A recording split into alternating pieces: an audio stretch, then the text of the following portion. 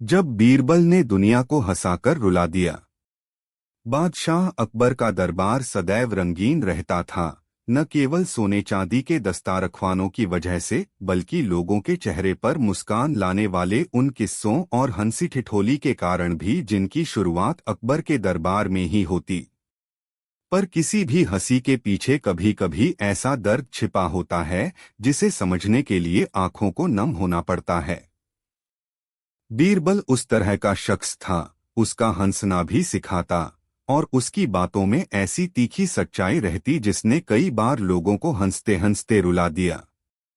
यह कहानी उन्हीं दिनों की है जब बीरबल की एक सीधी सी हंसी ने समूचे राज्य की धड़कन बदल दी। लोगों को हंसने की वजह भी मिली और रुलाने की वजह भी, पर आखिर में जो मिला वह था समझ और बदलती हुई दुनिया की हकीकत का सामना। वो सुबह कुछ अजीब सी थी। कचहरी की घड़ियां भी मानो कुछ और बताना चाहती थीं। अकबर ने दरबार में कहा कि आज किसी नई चुनौती का आयोजन होगा, नाटकीयता नहीं, पर एक तरह का सवाल जवाब जो दरबार के सदस्यों के विचारों को परखेगा। दरबारियों में शौक और उत्सुकता दोनों थे, पर बीरबल का चेहरा शांत था, जैसे उसे पहले से ही सब कुछ मालूम हो। उसने अपने चिरपरिचित शॉल को कसते हुए कहा, जहांपनाह, आज जिस प्रश्न से आप लोकमन देखने की सोच रहे हैं वह असल में जनता के दिल का एक तनाव है। हंसी तो उसे छू लेगी, पर वह हंसी ठीक उसी तरह होगी जैसे तेज हवा से पतझड़ के पत्ते झड़ जाते हैं, सुंदर पर विदा की गारंटी के साथ। अकबर ने मुस्कुराते हुए बीरबल की ओर देखा। ठीक है, बता क्या रास्ता है। बीरबल चुप रहा। वह हमेशा की तरह भाषा का खेल नहीं कर रहा था। उसकी आंखों में गंभीरता थी। जहांपनाह, लोगों को हंसाना आसान है, पर क्या हम उन्हें हंसाकर उनकी असल पीड़ा दिखा सकेंगे। मैं अपने तरीके से आज ऐसा करूंगा, दरबार से नहीं, आम जनता के सामने। अकबर ने ठहाका लगाया, पर उसके मन में जिज्ञासा की ज्वाला जल उठी। ठीक है, कर दिखाओ। वही दिन बीरबल शाही रथ पर नहीं बैठा।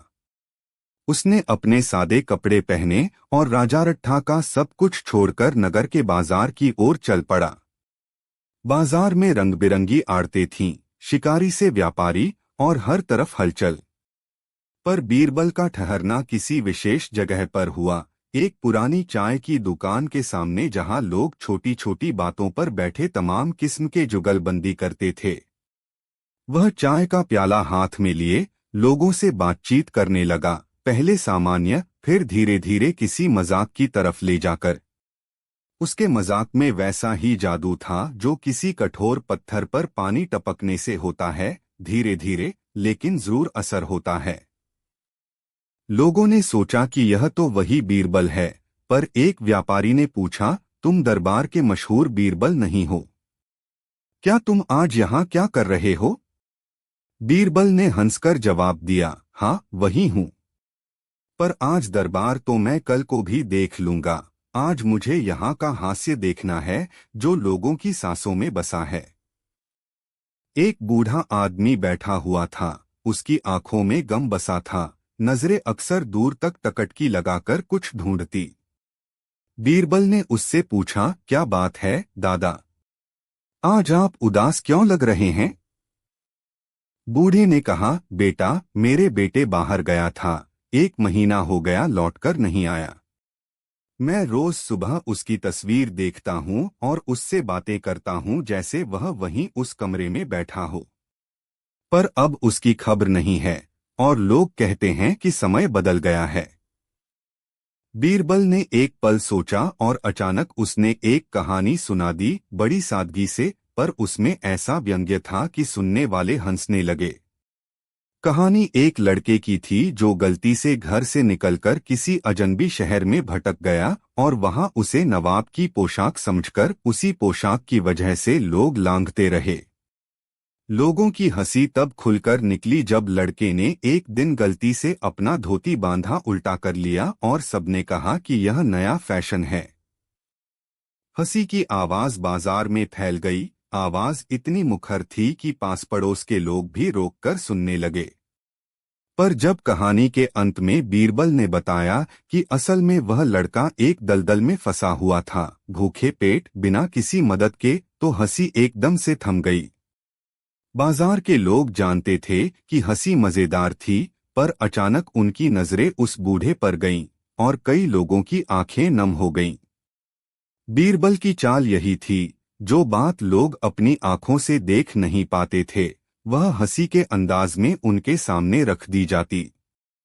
लोग हंसते हुए जानते भी न थे कि वह हंसी उनकी संवेदनशीलता को छू रही है।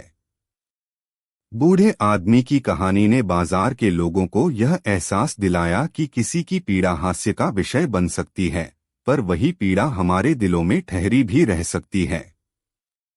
कई व्यापारी जो हंस रहे थे अपनी दुकानों की तरफ लौटे, पर उनके कदम थम गए। कुछ ने पैसे देकर बूढ़े की मदद की, कुछ ने खोकर उसे चाय और नाश्ता दिलाया। बीरबल का इरादा पूरा हुआ, हंसी ने रुलाया और रुलाने ने जागाया। पर यही तो बीरबल की मुख्य चाल थी। उसने गांवों में, शहरों में, मस्जिदों के बाहर और दरबारों की भव्य गलियारों में भी यही किया। एक बार किसी गांव के चौक पर बीरबल ने एक झुनझुना सा तमाशा दिखाया। उसने एक नकली जज बनकर पूरे गांव की सुनवाई की, पर वह सुनवाई मजे के सिवा और कुछ नहीं थी। वह लोगों से रोजमर्रा की शिकायतें सुनाकर उन्हें तुकबंदी, तिलिस्मी जवाब और व्यंग्य में बांध देता। पर उसके जवाबों की नोक उसी चीज पर जाती जो किसी की जिंदगी खा रही होती: कर्ज, भूख, बेमौसमी फसलें और नौकरियों की कमी।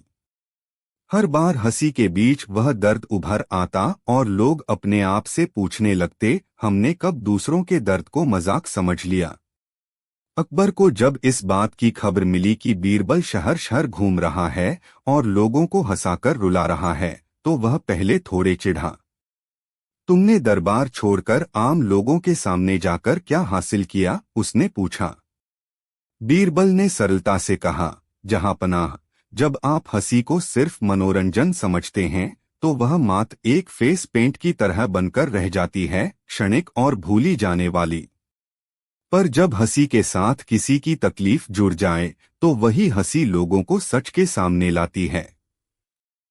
आज मैंने कई लोगों की मदद करवा दी, चाहे दुकानदार हो या बीमार किसान। मैंने उनके दुख पर पर्दा नहीं गिराया, बल्कि हंसी की कांच पर उसे दिखा दिया। एक दिन बीरबल ने अकबर को बुलाया और कहा, जहांपनाह, आप भी मेरे साथ चलिए। हम एक गांव जाएंगे जहां आज भी लोग हंसी को सिर्फ भौजी के तौर पर लेते हैं। मैं आपको दिखाऊंगा कि किस तरह हंसी लोगों को सच्चाई से मिलने का रास्ता दिखाती है। अकबर ने मान लिया। वे दोनों बड़े शान से उस गांव पहुंचे जहां एक बड़ी मेले जैसी सभा लग रही थी। बीरबल ने मंच पर चढ़कर एक नाटक जैसा प्रदर्शन किया। नाटक नहीं, बल्कि रोजमर्रा की जिंदगी का एक अजीबोगरीब तमाशा जिसमें लोग अपने अपने किरदार निभा रहे थे। एक ने तौलिया पहना हुआ मजाक उड़ाया तो दूसरा नकली सिपाही की वेशभूषा में था।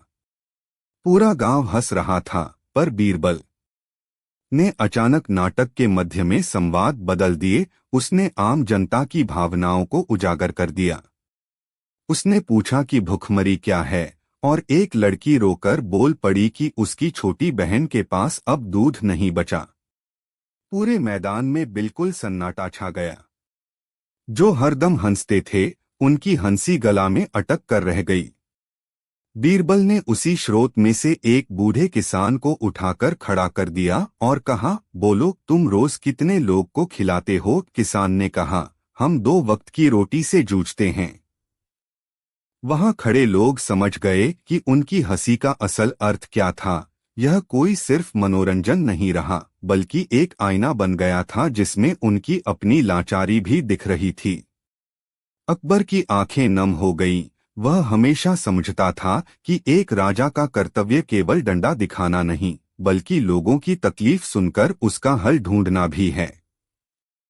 नाटक के बाद अकबर ने घोषणा की कि राज्य की ओर से उन गांवों की मदद की जाएगी, और बीरबल कटिबद्ध हो गया कि वह हर मुद्दे को हंसी के जरिए नहीं, बल्कि ठोस कदमों के साथ भी आगे बढ़ाएगा। कई बार बीरबल की हंसियां इतनी तीखी होती कि दरबार की सज्जनता भी कांप उठती। एक बार एक अमीर जमींदार के खिलाफ गांव में आंदोलन हुआ। जमींदार ने गांव वालों की जमीन पर डाका जमा रखा था और लोग उचित मुआवजे की उम्मीद कर रहे थे।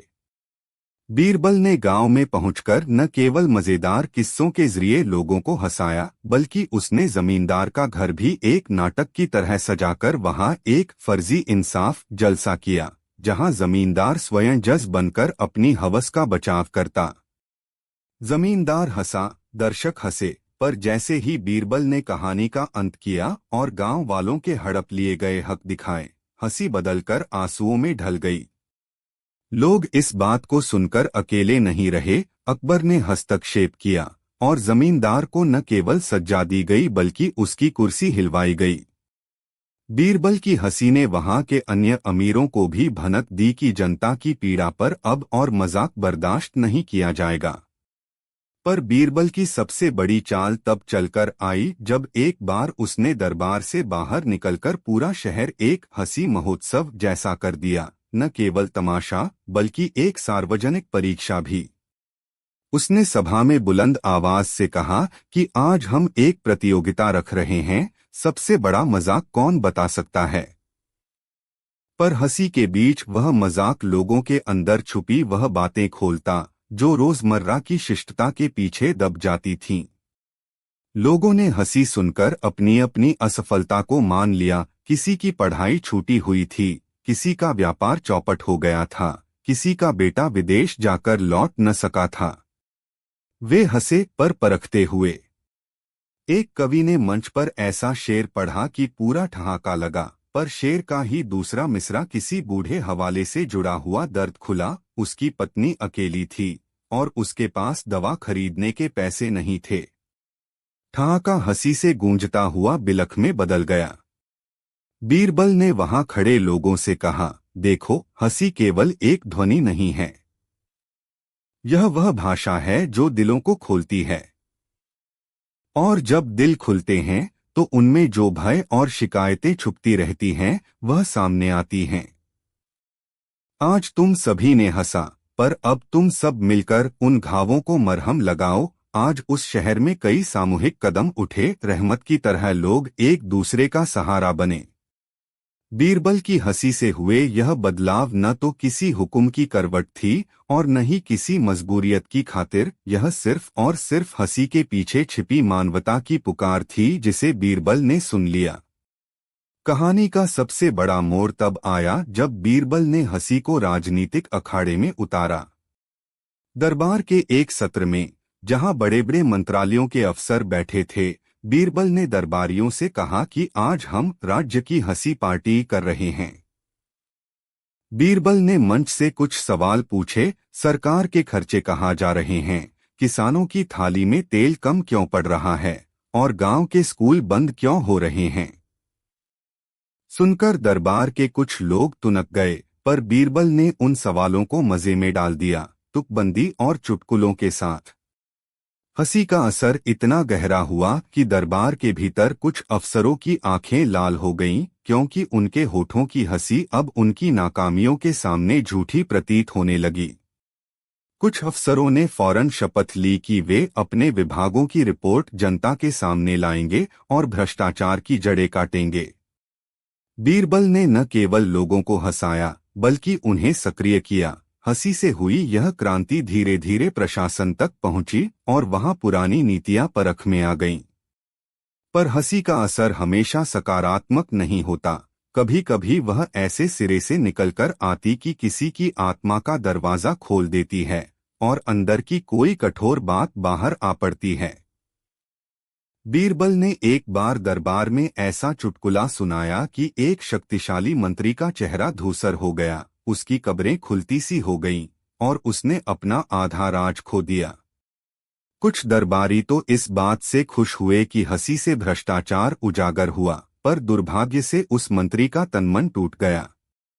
उसने सुसाइड करने की कोशिश की। वह कहने लगा कि हंसी ने उसे बेइज्जत कर दिया। बीरबल का चेहरा डूब गया। उसने सोचा था कि हंसी सत्य के दर्पण के रूप में काम करेगी, पर उसे यह नहीं पता था कि किसी के भीतर मौजूद हद से ज्यादा शर्म और घृणा की आग कितनी भयंकर हो सकती है। बीरबल ने राजा से कहा कि वह अपनी हंसी के असर को समझता है और अब वह उसे नियंत्रित तरीके से उपयोग करेगा, क्योंकि हर हंसी का परिणाम सिर्फ खुशी नहीं होता, कभी कभी वह टूटन भी ले आती है।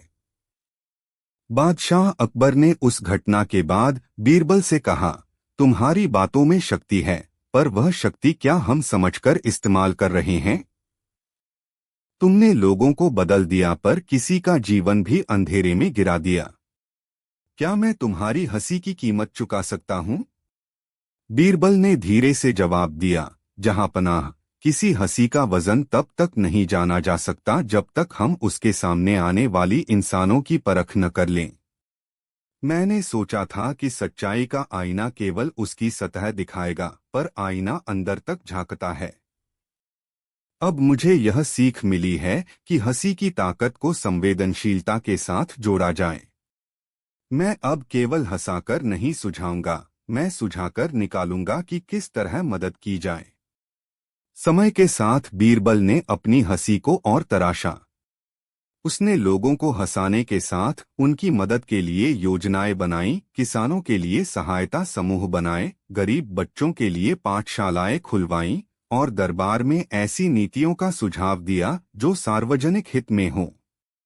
पर उसके दिल में हमेशा एक उसी पेड़ की छाया बनी रही जहां उसने कई बार हंसी के साथ लोगों के आंसू उभारे थे। लोगों की यादों में उसका चेहरा एक प्यारा सा हीरो बनकर बस गया, वह जिसने हंसाया, रुलाया और फिर लगता था जैसे जिंदगी की कोई बुरी बीमारी ठीक कर दी हो। एक दिन बीरबल ने एक ऐसी पुकार सुनी जो उसके लिए बहुत व्यक्तिगत थी। वह एक बच्ची थी जिसकी झेंप और मासूमियत के पीछे एक बुरी कहानी छिपी थी। उसके पिता की मौत के बाद उसकी मां ने उसे छोड़ दिया था और वह सड़कों पर पनप रही थी। बीरबल ने उसे अपने पास बुलाया। वह न तो मजाक बनाई और न ही कोई सार्वजनिक तमाशा। उसने उस बच्ची को अपने घर बुलाया, उसकी पढ़ाई का इंतजाम किया और उसे मानो अपनी बेटी बना लिया। बीरबल के इस कदम ने दरबार और जनता दोनों को हिलाकर रख दिया। वह सब कुछ हंसी के माध्यम से तो बदलता रहा, पर असल परिवर्तन वही था जहां उसने व्यक्तिगत रूप से किसी की तकलीफ बांटी और उसे अपनाया। वर्ष बीतने लगे, पर बीरबल की शख्सियत वैसे ही चमकती रही। वह अक्सर पलटकर लोगों को अपनी हंसी का आईना दिखाता और उनसे कहता, हंसो, पर उस हंसी की वजहों को भी समझो। उसकी बातें अब केवल दरबार के लिए नहीं रहीं, वह सार्वजनिक चेतना बन गया था। लोग अब हंसी को सिर्फ मनोरंजन नहीं समझते थे, वे जानते थे कि किसी की हंसी के पीछे उसकी कहानी छिपी हो सकती है। और जब दुनिया की नब्ज पर कोई चोट लगी तो बीरबल की हंसी ने उसे छूकर ठीक करने की कोशिश की। कहानी के अंतिम अध्याय में बीरबल ने एक आखिरी बड़ा कदम उठाया। वह समूचे राज्य में हंसी और सहानुभूति सप्ताह की घोषणा करवा बैठा। उस सप्ताह में न केवल कलाकार हंसाने आए, बल्कि डॉक्टर, शिक्षक, मेहनतकश और गरीब सभी एक साथ आए। लोगों ने अपनी जरूरतों की तालिका लगाकर एक दूसरे के साथ साझा की। जो हाथ मजबूती से पकड़े गए वही असल में मजबूत पाए गए। हंसी ने फिर लोगों को एक संगठित सामूहिक चेतना दी, पर अब वह चेतना केवल मनोरंजन तक सीमित नहीं थी। वह एक सामाजिक चेतना बनकर उभरी जिसमें लोग एक दूसरे की मदद करने के लिए तैयार थे। बीरबल की आखिरी हंसी उस दिन नहीं आई जब उसने कोई मजाक सुनाया, बल्कि तब आई जब उसने देखा कि नगर की गलियों में खेलते बच्चे, जिनके आगे कभी भूख ने खिड़की खटखटाई थी, अब राहत के सेंटरों में खिलखिला रहे थे। उसकी आंखें नम थीं, पर इस बार वे आनंद के आंसू थे। उसने महसूस किया कि उसकी हंसी ने उन दिलों को छुआ जो पहले कठोर और तन्हा थे। उसने उन घावों को खोला जो अब मरहम पा रहे थे। वह समझ गया कि कभी कभी हंसी रुलाती है, इसलिए कि वह बदले की शुरुआत करे। पहले दर्द दिखे, फिर उसे ठीक करने की राह निकले। और इस तरह बीरबल ने दुनिया को हंसाकर रुला दिया, पर वह रुलाना किसी करुणा की कमी नहीं, बल्कि एक नई उम्मीद का दर्पण था। लोगों ने उसकी हंसी को न केवल एक कला माना, बल्कि एक जिम्मेदारी भी समझा। हंसी अब सिर्फ मनोरंजन नहीं रही, वह एक माध्यम बन गई जिससे समाज अपने अंदर झांककर अपने दोषों को समझ सके और मिलकर उन्हें सुधार सके। बीरबल की यह चाल, यह हंसी, जिसने कभी कभी लोगों को तन्हा कर दिया और कभी कभी उन्हें एक नई राह दिखाई, यही तो सबक थी कि सच्ची हंसी वही है जो दिल खोल दे, आंखों में पानी ला दे और फिर हाथ बढ़ाकर किसी की मदद करे। जब लोग अब बीरबल का नाम लेते तो उसकी हंसी की गूंज उनके कानों में सुनाई देती, एक हल्की सी पीड़ा, एक गहरी समझ, और फिर वह मीठा सा उल्लास जो बताता था कि हंसी से दुनिया बदल सकती है, अगर हम उसे सिर्फ सुनने के बजाय समझें और उसके साथ कुछ करके भी दिखाएं। उस दिन से लेकर बहुत सालों तक लोगों ने बीरबल को याद किया, न केवल चुटकुलों के बीरबल के रूप में, बल्कि उस बीरबल के रूप में जिसने हंसाना जानता था और हंसाकर लोगों के दिलों की दरारों को भरने की कोशिश की। उसकी हंसी ने दुनिया को रुलाया, पर उसी रुलाने में उसने दुनिया को हंसने का असली मतलब भी सिखा दिया। बीरबल और वो गली जो झूठ से डरती थी। जहां पनाह अकबर के राज्य में कई ऐसी जगहें थीं जिनकी किस्से गाथाएं समय के साथ बढ़ती जाती थीं, कुछ में वीरता की गूंज थी, कुछ में महलों की चमक थी, और कुछ में चौक चौराहों की मिट्टी में पड़ी छोटी छोटी कहानियां। पर उस राज्य के एक किनारे पर ऐसी भी एक गली थी जिसे लोग धीरे धीरे भूलते जा रहे थे। नक्शों में उसका नाम वही टिक गया था, पर लोगों की जुबां से वह गायब हो चुकी थी। लोग उसे झूठ वाली गली कहने लगे थे, और उसके बारे में कहा जाता था कि वहां झूठ बोलने पर हवा ठंडी हो जाती है, बत्तियां बुझ जाती हैं और चीखें सुनाई देती हैं। लोग उस गली से डरते थे, जैसे कोई पुराना नुकसान वहां अभी भी सांस ले रहा हो। गली का नाम सुनकर आप भी सोचेंगे, ये तो किसी बालोत्पन्न कथा सी है। पर जैसे ही आप उस गली के पास जाते, आप महसूस करते कि हवा में कोई अजीब सा सन्नाटा है, ना तो किसी बच्चे की किलकारी, ना पानफड़ की चुहलबाजी, बस एक भारीपन जिसकी वजह समझ में नहीं आती। लोग गली के पास होते तो रास्ता बदल लेते, दुकानदार अपने सामान को अंदर खींच लेते, प्रेम प्रसंग के जोड़े चुपचाप अपनी बहस भी वहीं खत्म कर देते। यहाँ तक कि रास्ते पर खड़े झूलों पर बैठे कौवे भी मानो किसी राज की तरह कान ऊंची कर लेते थे। यह गली अपनी शांति से डराती नहीं थी, वह अपने भीतर छिपे सच की तरह डराती थी, ऐसे सच जो लोग सुनना नहीं चाहते थे। कई महीनों से यही हाल रहा। एक दिन खबर चली कि बीरबल शहर में आया हुआ था।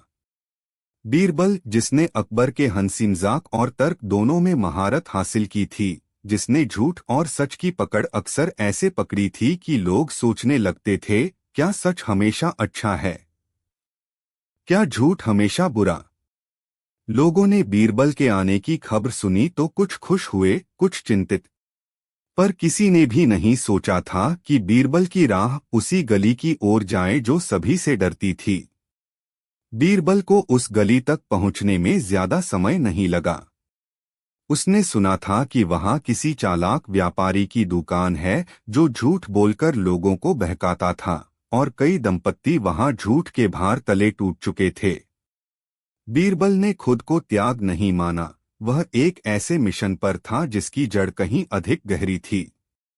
वह जानता था कि कुछ झूठ ऐसे होते हैं जो केवल एक व्यक्ति को काटते नहीं, वे समाज के तारों को खरोंच डालते हैं, रिश्तों की डोर को कमजोर कर देते हैं और धीरे धीरे लोगों में एक सज्जन भय पैदा कर देते हैं। वह उस गली की जड़ तक पहुंचना चाहता था, और वह इसे अपनी हंसी और अपनी समझ से करेगा, पर पहले उसने यहाँ के लोगों की बातें स्वयं सुनी। गली के बीचों बीच एक चौड़ी चौकी थी जहाँ एक बूढ़ी औरत हर सुबह बैठकर अपने कपड़े धोती। लोग उसे आंटी मीना कहते थे। मीना आंटी की आंखें किसी के आने जाने पर टकटका नहीं लगाती थीं, वे क्षितिज की तरह दूर तक देखती थीं, पर उनमें एक तरह का घाव भी था। बीरबल ने उनसे बात की धीमे स्वर में, किसी को डराए बिना। क्यों लोग इस गली से भागते हैं? उसने पूछा। मीना आंटी ने कपड़े धोते हुए कहा, बेटा, यहाँ झूठ सदियों से पला है। छोटे झूठों से शुरू हुआ, फिर बढ़ा। किसी ने किसी की जमीन पर दावे किए, किसी ने किसी की इज्जत लूटी, और झूठ ने ऐसा जाल बिछा दिया कि लोगों को खुद पर भरोसा नहीं रहा। अब कोई भी बात करे तो दूसरे की निगाहें कहती हैं, क्या ये सच है? ऐसे में लोग बोलते ही नहीं, दिलों में बात दफना देते हैं। हमारा गांव अब बातों का घर नहीं रहा, यहाँ एक दूसरी से डरकर जीते हैं। बीरबल ने हंसते हुए कहा, तुम्हारी बात से लगता है कि झूठ ने यहाँ घर बना लिया है, पर हर घर में दरवाजा होता है, उसे तो कोई खोलता भी होगा। मीना आंटी की आंखों में नम थी। हाँ, पर बीरबल भाई, दरवाजा खोलने वाले अक्सर वही लोग होते हैं जिन्हें सच बोलना गवारा नहीं होता। वे झूठ को सुनते सुनते उसे सच मान लेते हैं। बीरबल ने वहां के स्कूल के मास्टर से भी बात की, जो अब शायद हर रोज बच्चों को केवल चुप रहने की शिक्षा देता था। मास्टर ने कहा, हमने यहाँ बच्चों को सिखाया कि सवाल मत करो, क्योंकि सवाल उठाने पर लोग कहते हैं कि तू रिश्तेदार का अपमान कर रहा है, तू झूठ फैला रहा है। बच्चों ने सीख लिया है कि मौन ही सुरक्षित है, पर मौन ने हमें कमजोर बना दिया है। बीरबल को यह सुनकर अजीब सी पीड़ा हुई। उसने महसूस किया कि झूठ ने यहाँ एक बीमारी फैला दी है, न सिर्फ झूठ बोलने वालों को शर्मिंदा करने की, बल्कि सच बोलने वालों पर भी ऐसा दबाव डाल दिया है कि वे अपने वक्सकदम रोक लेते हैं।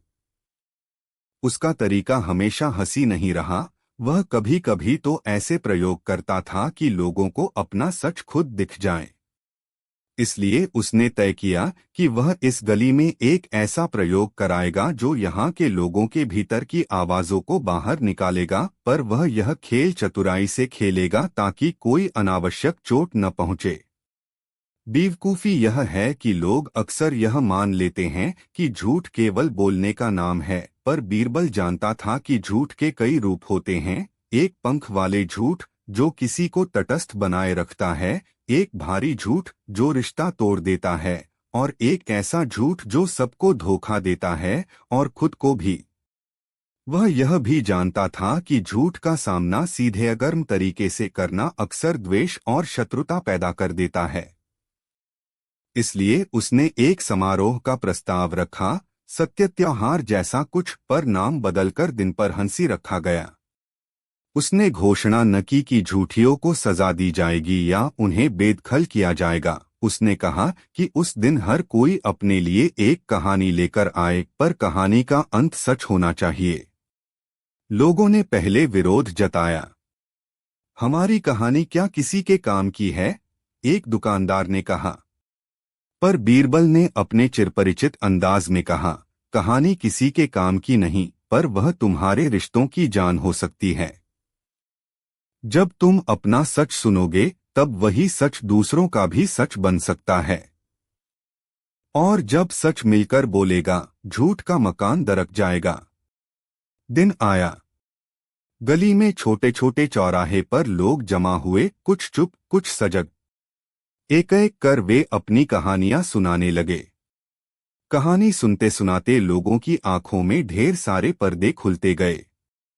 एक व्यापारी ने बताया कि उसने अपने व्यापार को बढ़ाने के लिए सस्ते माल की किस्म आए दिन बाजार में किस्सा-कथाएं फैलाई थीं, पर एक दिन उसकी बेटी ने उससे कहा कि लोग उससे नफरत करते हैं क्योंकि उसने झूठों की कीमत उनके घरों पर वसूल की थी। व्यापारी की आवाज में दुविधा थी। वह कह रहा था कि उसने झूठ इसलिए बोला क्योंकि वह परिवार का पेट पाल रहा था। उसका सच सुनने पर लोगों ने उसे दोषी नहीं समझा, बस उसकी कस्मों में एक मनुष्य की व्यथा देखी। उसने कहा कि अब वह अपने व्यापार की पद्धति बदलना चाहता है। वहां न तो किसी ने उसे डांटा, न किसी ने उसे लताड़ा, बस एक मौन सहानुभूति थी जो झूठों के डर को पिघला रही थी।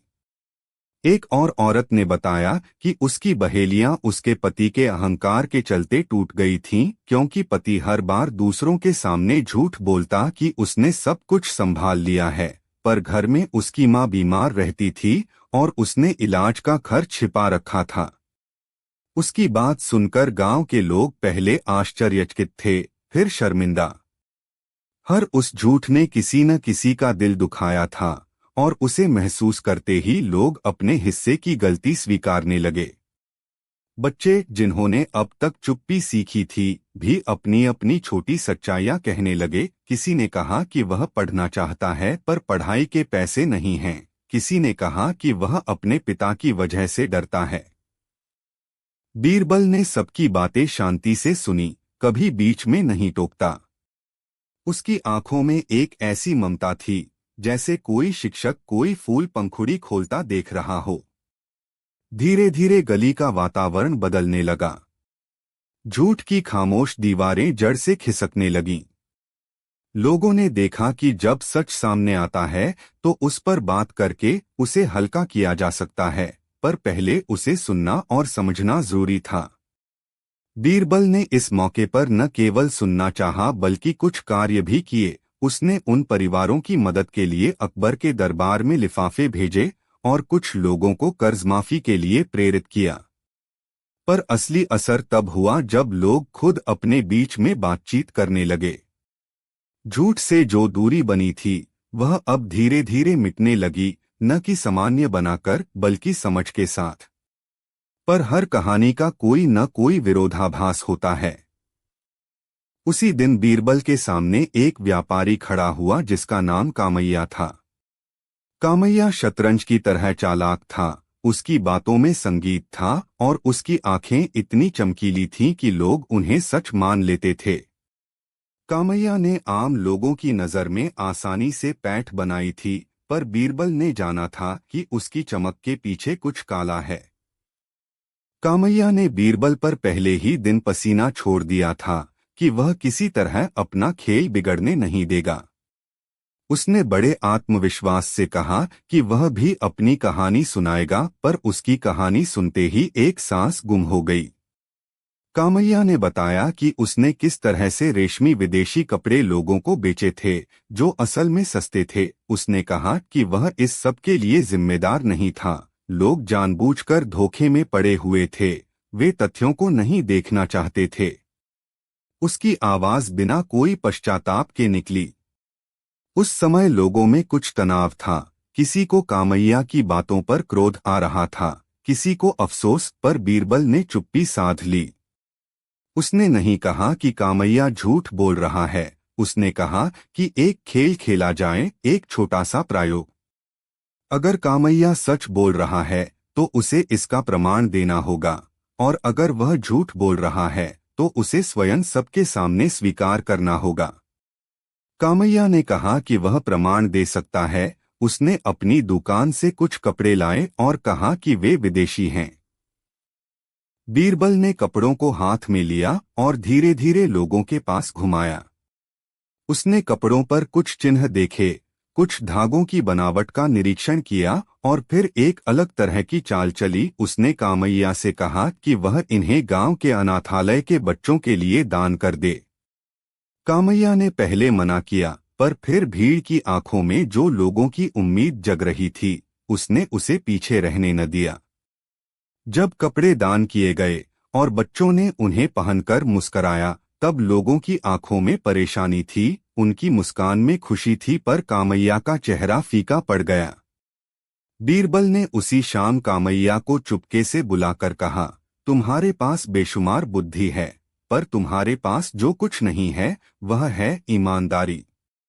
तुम अपने बुद्धिमत्ता को लोगों के साथ बांटो, उन्हें ठगने के लिए नहीं। कामैया की आंखों में पहली बार शर्म आ गई, पर उसकी प्रकृति कठोर थी। उसने कहा कि जीवन में हर किसी को अपने हित देखना चाहिए। बीरबल ने उसे ज्यादा डांटा नहीं, पर उसने कामैया को एक ऐसा अवसर दिया जहां वह अपनी चाल बदल सके या फिर लोगों की नजर में अपने लिए जगह न पा सके। समय के साथ गली में जो परिवर्तन आया वह केवल बाहरी नहीं था, लोग अब अपने अंदर झांकने लगे। झूठ की जगह पर खुलापन आने लगा, न कि ऐसा खुलापन जो केवल सही हो, पर ऐसा खुलापन जो किसी की मदद के लिए था।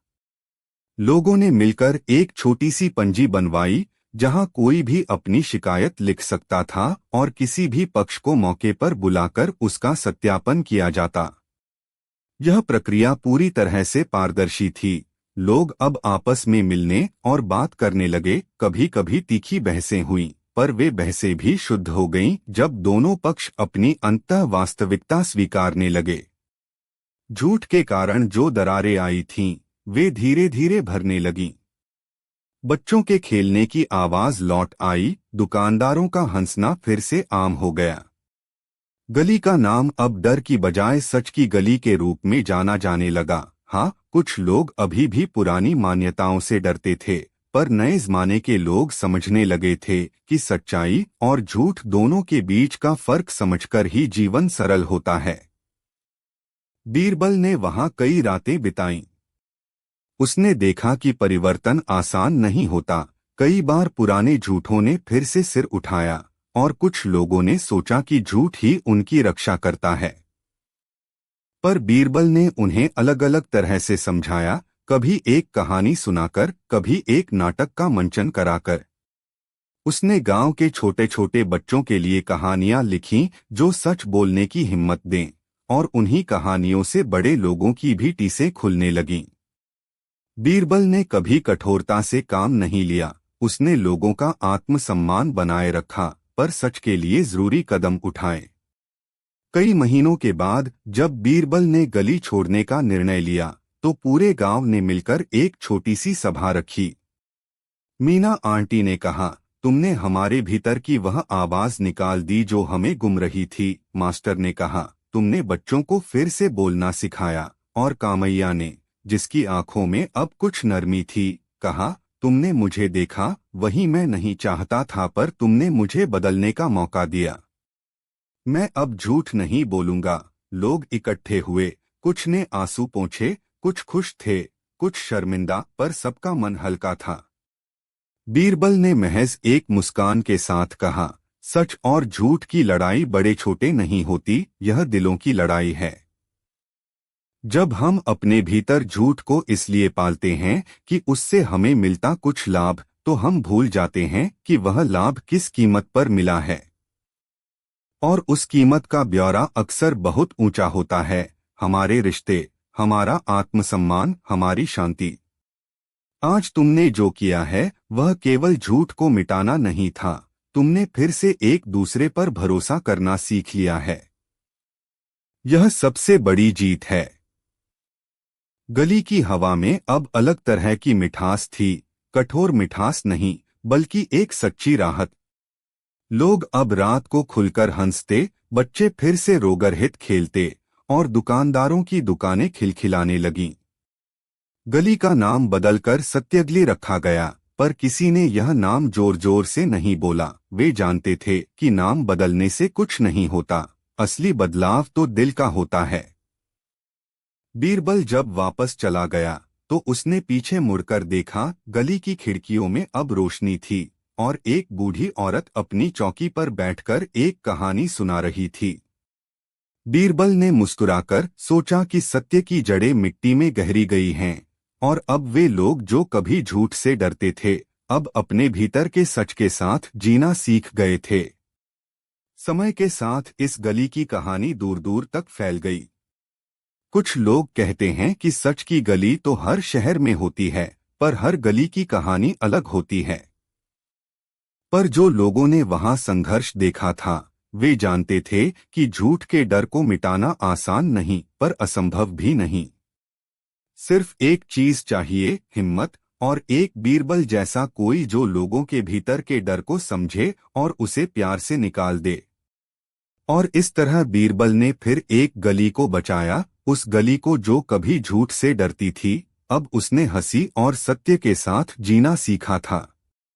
लोगों की आंखों में फिर से भरोसा था, और उनके दिलों में एक नई तरह की आवाज खुलकर बोलने की, सुनने की, और फिर मिलकर आगे बढ़ने की। जब अकबर ने अपनी गद्दी छोड़ दी, बादशाह अकबर का नाम सुनते ही लोगों के दिमाग में महलों की शान, दरबार की चमक और तलवारों की खनक जाग उठती थी। पर जिन हवाओं में वह चलता था, उन हवाओं में कभी कभी एक उदासी भी चलती थी, ऐसी जो तख्तोताज के पीछे छिपी हुई हजारों कहानियों को महसूस करती थी। वर्षों की फौजदारी, नीतियों की गूंज, विजय के गीत, सब कुछ उसके काम था, पर दिल के किसी कोने में एक खालीपन भी था जो उसे चैन नहीं लेने देता था। लोग कहते थे कि अकबर हमेशा सोचता रहता था, किसी नई नीति के बारे में, किसी दरवेश के किस्से के बारे में, पर असल में वह अपने भीतर की आवाज सुनना चाहता था, जो शोर में दब चुकी थी। वह सुबह किसी भी सुबह से अलग नहीं थी, पर उसी सुबह अकबर के भीतर एक ठोस इरादा पका, वह गद्दी छोड़ देगा। यह निर्णय अचानक नहीं आया था, इसकी जड़ें उन रातों में थी जब वह अकेले महल की छत पर खड़ा चांद निहारता और उन चेहरे याद करता जो उसने शासन के नाम पर भूल दिए थे। तब उसने सोचा कि क्या राजा का काम केवल राज्य चलाना है, या उसे एक ऐसे समाज का निर्माण करना चाहिए जहां राजा का होना केवल नाम का न रहे, बल्कि राजतंत्र का हर निर्णय लोगों के दर्द के पास जाए। अकबर ने महसूस किया कि अब वह सत्ता की मिसाल बनकर नहीं रहना चाहता, वह सत्ता को एक अवसर समझना चाहता था, पर कैसे? किसी ने जब यह सुना कि अकबर गद्दी छोड़ने का विचार कर रहा है, तो दरबार में हलचल मच गई। कुछ ने सोचा कि यह किसी चाल का हिस्सा है, शायद विरोधियों की जांच या सत्ता का एक नया खेल। पर बीरबल, जिसकी बुद्धि अकबर के राज में एक दीपक की तरह जलती थी, उसने पहले ही अकबर की आंखों में उस मौसम की छाया देख ली थी। वह अकबर के साथ महल की काली दीवारों पर चल पड़ा और बैठकर कहा, जहां पनाह, आप जो चाहेंगे वही सही होगा, पर बताइए, आपका मन किस ओर झुका है? अकबर ने चुप्पी में कुछ देर सांस ली और फिर बोले, मुझे तख्त छोड़ना है बीरबल। मैं यह देखना चाहता हूं कि राज किस तरह से चलता है जब शासक उसके केंद्र से दूरी बनाए। मैं यह नहीं चाहता कि मेरी गद्दी किसी के लिए तिरस्कार का कारण बने, मैं चाहूंगा कि मेरे जाने से लोग अपने आप को ढूंढ लें। क्या यह मूर्खता है? बीरबल की आंखों में गहरा विचार आया। वह जानता था कि अकबर का यह कदम केवल व्यक्तिगत तपस्या नहीं है, इसमें बड़ी सामाजिक और राजनीतिक जटिलताएं हैं। पर बीरबल का स्वभाव भी ऐसा था कि वह अक्सर असंभव को संभव कर देता। उसने कहा, जहां पनाह, इस दुनिया में बहुत से लोग हैं जो तख्त के पीछे छिपे होते हैं, और बहुत से लोग हैं जो तख्त के बिना अंधेरे में घिर जाते हैं। अगर आप यह करने की ठान चुके हैं, तो हमें इतने विवेक और तैयारी के साथ यह करना होगा कि राज्य धराशायी न हो। मैं आपकी हर सलाह में साथ दूंगा, पर यह भी सोचना होगा कि आप वास्तव में किस तरह का परिवर्तन चाहते हैं। अकबर ने मुस्कुराकर कहा, मैं केवल यह चाहता हूं कि मेरा त्याग दिखावे का न हो, मैं चाहता हूं कि मेरे जाने से व्यवस्था मजबूत बने और लोग शासन को अपने हाल पर छोड़ सकें, न कि केवल हमारे नाम से बंधे रहें। मैं चाहूंगा कि जनता की आवाज सुनाई दे और जो भी राजा बने, वह लोगों के बीच से निकला हो, न कि केवल राजा का पुत्र या दरबार का प्यादा। बीच में जमी हुई राजनीति को हल्का करना आसान नहीं था। अकबर को पता था कि अगर उसने गद्दी छोड़ दी, तो उसके पीछे के हिस्से में कौन कौन से चेहरे उपस्थित होंगे, परंपरागत शाही वंश के लोग, दरबार के बड़े मंबरों, और कुछ चुपचाप चहकते हुए धन की लालसा वाले अधिकारी। उसने एक योजना बनाई, पर वह योजना किसी गुप्त कागज में नहीं बंधी थी, वह योजना लोगों के सामने खुलकर रखी जानी चाहिए थी, ताकि किसी प्रकार का षड्यंत्र सफल न हो सके। इसीलिए उसने सभा बुलाई, न केवल दरबार की, बल्कि जनता के प्रतिनिधियों की भी, और कहा कि राज्य का चुनाव एक नए रूप में होना चाहिए। वक्त ने जिस तरह से गुजरना शुरू किया, वह असामान्य था। राज्य में घोषणाएं हुई कि अकबर अब आधिकारिक तौर पर शासन की बहुस्थिति को परखने के लिए अपनी गद्दी छोड़ रहा है। पर उसने तुरंत तख्त का कोई खाली नाम नहीं छोड़ा। उसने एक शर्त रखी कि वह स्वयं कुछ समय के लिए आम जनता में रहेगा, अपनी पहचान छुपाकर, और दरबार के कुछ भरोसेमंद व्यक्तियों को यह दायित्व दिया जाएगा कि वे व्यवस्था को संभालें, पर नियमित जांच के साथ।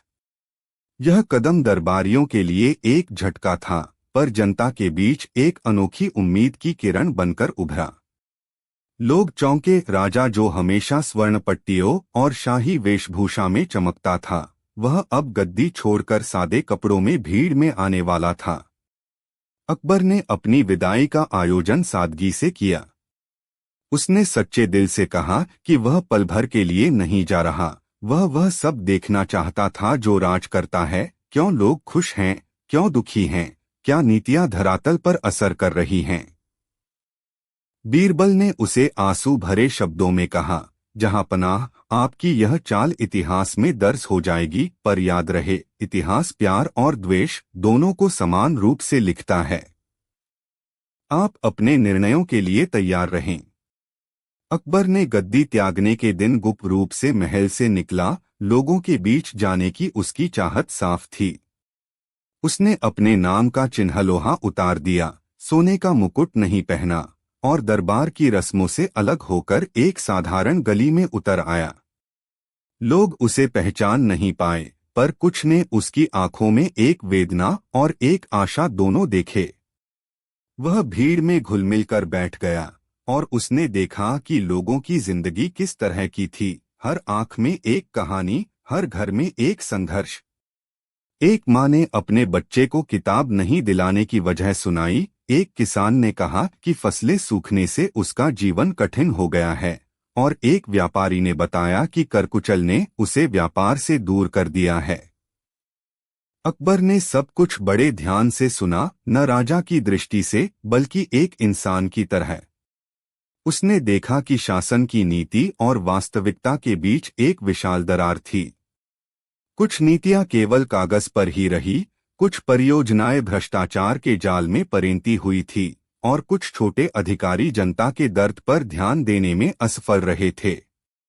पर सबसे अधिक उसे वह आंसू चाहते लोग परेशान कर रहे थे, जो उम्मीदें लेकर आए थे और निराशा लिए लौटे थे। उसने महसूस किया कि केवल सत्ता छोड़ने भर से कुछ नहीं होगा, उसे अपनी जिम्मेदारी को नए तरीके से समझना होगा। इसी बीच बीरबल की सूझ भी साथ थी। उसने अकबर को बताया कि किस तरह वह दरबार में बैठे रहकर नीति बनाकर नहीं, बल्कि लोगों के साथ मिलकर उन नीतियों को धरातल पर उतार कर जा सकता है। अकबर ने एक दिन गांव में ही रहना चुना। उसने देखा कि वहां के लोग राजा के बिना भी ठीक ठाक रह सकते हैं, पर वह व्यवस्था असंगठित थी, और लोग अपने हक के लिए लड़ना नहीं जानते थे। उसने मिलकर सामान्य लोगों के प्रतिनिधियों से बैठकर एक तरह की स्थानीय परिषद बनाई, जिसमें किसान, दिहाड़ी मजदूर, स्थानीय ज्ञानियों और व्यापारियों को जगह मिली। उन्होंने पहले ही सप्ताह में छोटी छोटी व्यवस्थाएं की। सिंचाई का नजरिया बदला गया, अनाज के भंडार का निरीक्षण शुरू किया गया, और स्कूली बच्चों के लिए शिक्षण का छोटा सा कार्यक्रम चला।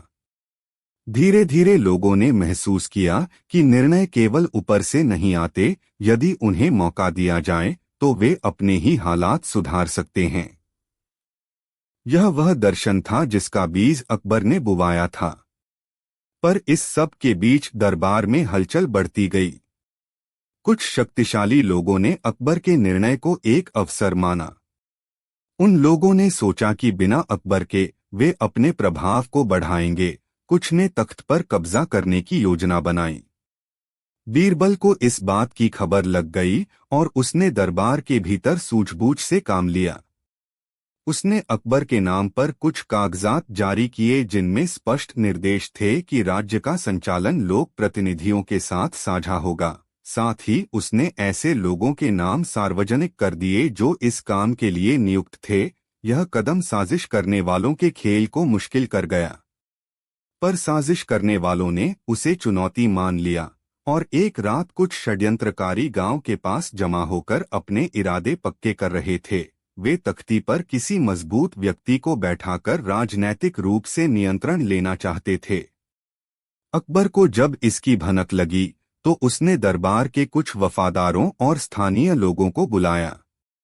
उसने सोचा कि शक्ति का त्याग करने का अर्थ यह नहीं कि वह निर्बल रहेगा, बल्कि वह अपनी शक्ति का प्रयोग एक नए प्रकार से करेगा, जनता के साथ मिलकर और न्याययुक्त तरीके से।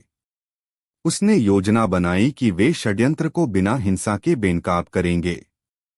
बीरबल ने अपनी तीक्ष्ण बुद्धि से षड्यंत्रकारियों के बीच असहमति फैला दी। उसने उनके महत्वाकांक्षी नेता को बहकाकर शहर के कुछ कोनों में भेज दिया, जहां लोग उसे गोलमोल जवाब देकर उसे शर्मसार कर देंगे।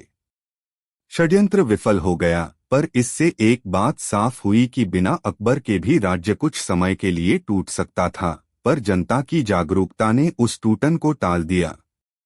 अकबर ने उस समय सबसे ज्यादा कुछ सीखा, यह कि सत्ता को छोड़ना आसान था, पर सत्ता के प्रभाव को समाप्त करना मुश्किल। उसने सोचा कि यदि सच्चे अर्थ में परिवर्तन चाहिए तो उसे अधिक ढांचे बनाना होगा, न्याय, शिक्षा, खेतों की रक्षा और भ्रष्टाचार का कड़ाई से मुकाबला।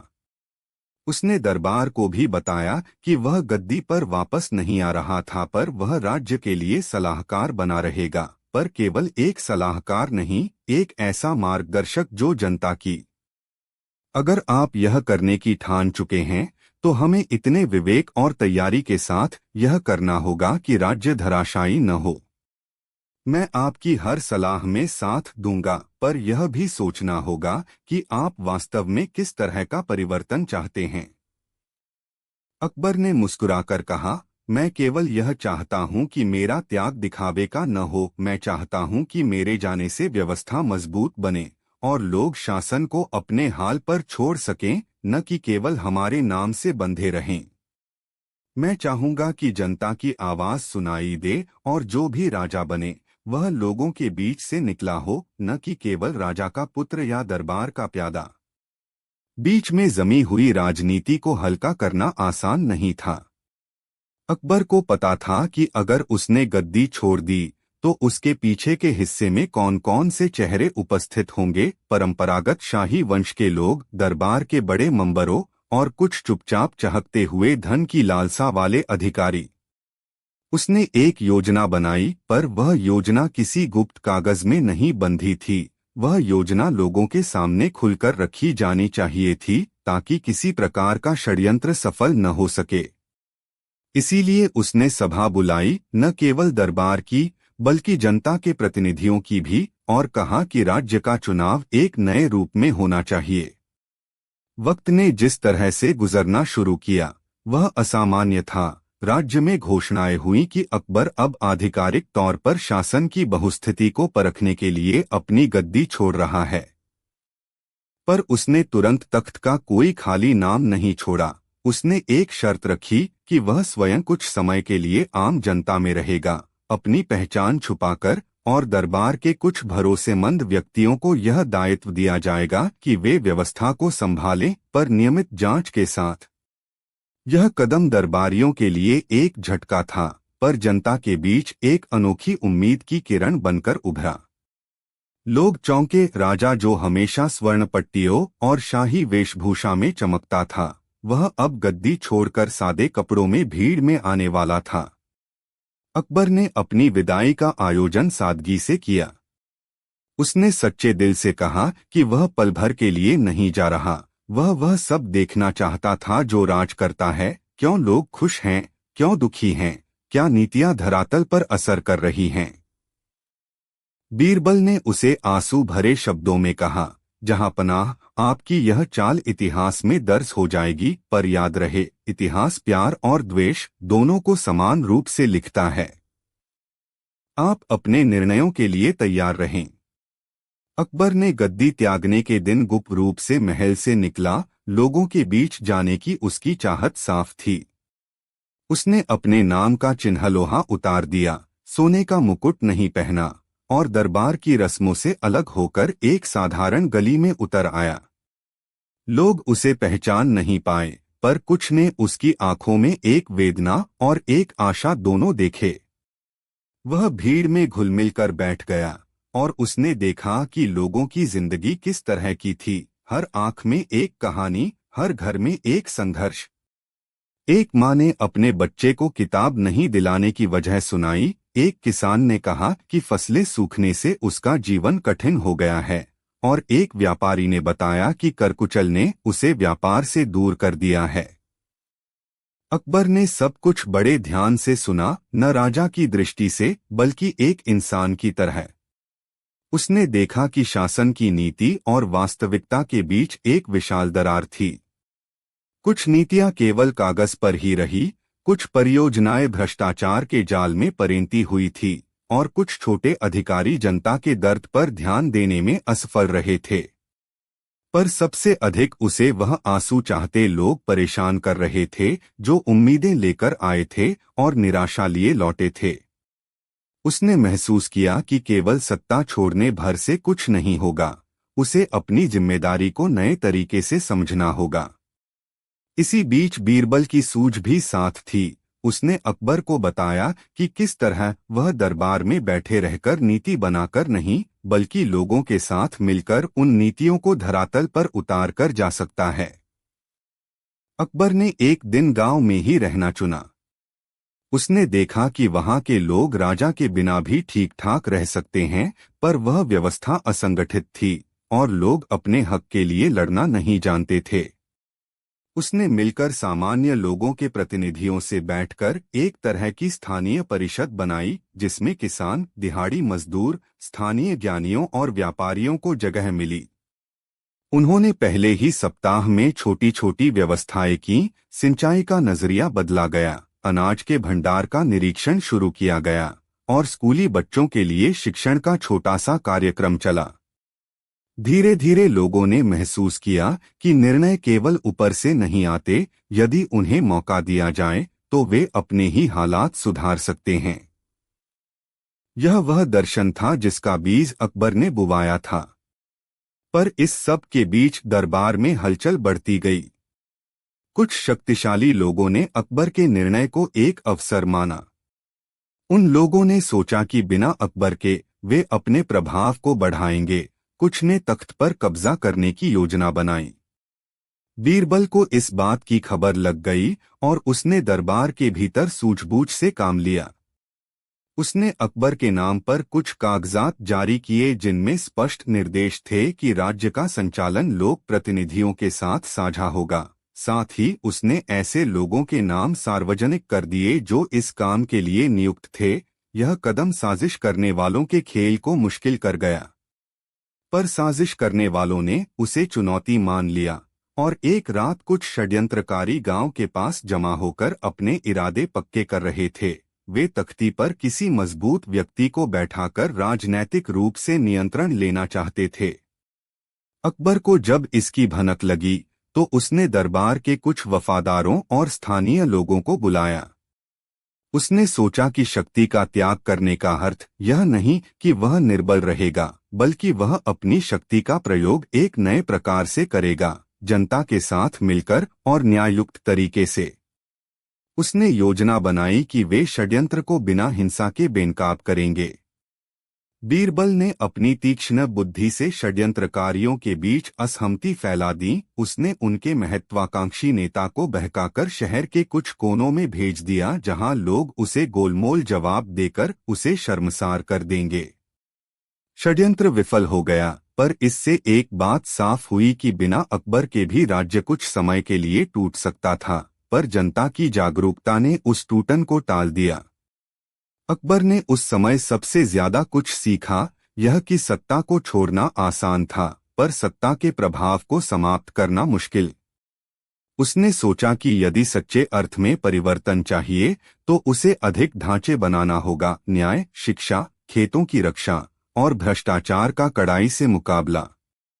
उसने दरबार को भी बताया कि वह गद्दी पर वापस नहीं आ रहा था, पर वह राज्य के लिए सलाहकार बना रहेगा, पर केवल एक सलाहकार नहीं, एक ऐसा मार्गदर्शक जो जनता की आवाज सुनकर सुझाव देगा। इस घोषणा ने दरबार में कई भावनाएं पैदा की। कुछ ने इसे प्रशंसनीय माना, कुछ ने इसे अपमानजनक समझा, पर जनता ने इसे उम्मीद की किरण के रूप में देखा। अकबर ने यह भी कहा कि एक ऐसा चुनाव होगा जिसमें जनता की सीधे चुनी गई प्रतिनिधि सभा एक बड़े हिस्से के निर्णय लेंगी। यह कदम उस समय के लिए क्रांतिकारी था। समय बीतता गया और कई परिवर्तन हुए। जनता ने पहली बार महसूस किया कि वे शासन में सीधे हिस्सेदार हो सकते हैं। यह व्यवस्था पूरी तरह से परिपूर्ण नहीं थी। कई बार निर्णयों में देरी हुई, कई बार घनघोर विरोध हुआ, पर हर बार लोग बैठते और बहस करके समाधान ढूंढते। अकबर अक्सर गांवों में आता और बैठकर सुनता, पर वह अब शासन का प्रत्यक्ष सिराज नहीं था। वह केवल एक पुराना शासक था जो अपने अनुभव से जनता की मदद करना चाहता था। कुछ दरबारी, जिन्हें लगता था कि सत्ता केवल ऊपर से ही थोपी जा सकती है, नाराज हुए, पर बीरबल और कुछ बुद्धिमान अधिकारियों ने मिलकर इस नई व्यवस्था का ढांचा मजबूती से रखा। कई साल बीत गए।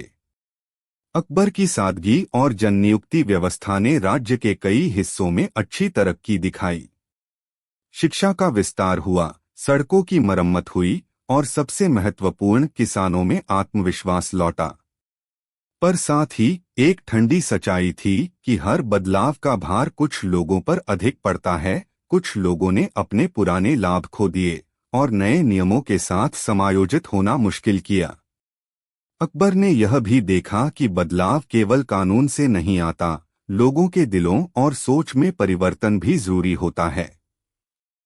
इसीलिए उसने बड़ी संख्या में सार्वजनिक संगोष्ठियां करवाईं, जहां लोग अपने बोर्डों में बैठकर आपस में बात करते थे और विषयों पर चर्चा कर न्यायिक और प्रशासनिक सुधार सुझाते थे। वर्षों बाद जब अकबर बूढ़ा हुआ, तब उसने महसूस किया कि उसका जीवन एक अजीब यात्रा बनकर रह गया है, कभी तख्त की ऊंचाइयों पर, कभी आमलोक के बीच। उसने देखा कि उसके त्याग ने जितना समाज को बदला, उतना ही उस पर भी असर डाला। उसकी कविताएं, उसकी विरासत और उसके निर्णय इतिहास में दर्ज हुए। एक दिन एक छोटा सा समारोह हुआ जहां गांवों के प्रतिनिधियों ने उसे धन्यवाद दिया। उस दिन अकबर की आंखों में अश्रु थे, पर वे कृतज्ञता के आंसू थे। बीरबल, जो उम्र में उससे कम नहीं था, उसने भी आंख से पोंछ लिया। जहां पनाह, वह बोला, आपने जो किया वह केवल अपना त्याग नहीं था, आपने एक नई सोच का बीज बोया। यह बीज कटे मोड़े फूल नहीं उगाएगा, बल्कि पेड़ बन जाएगा।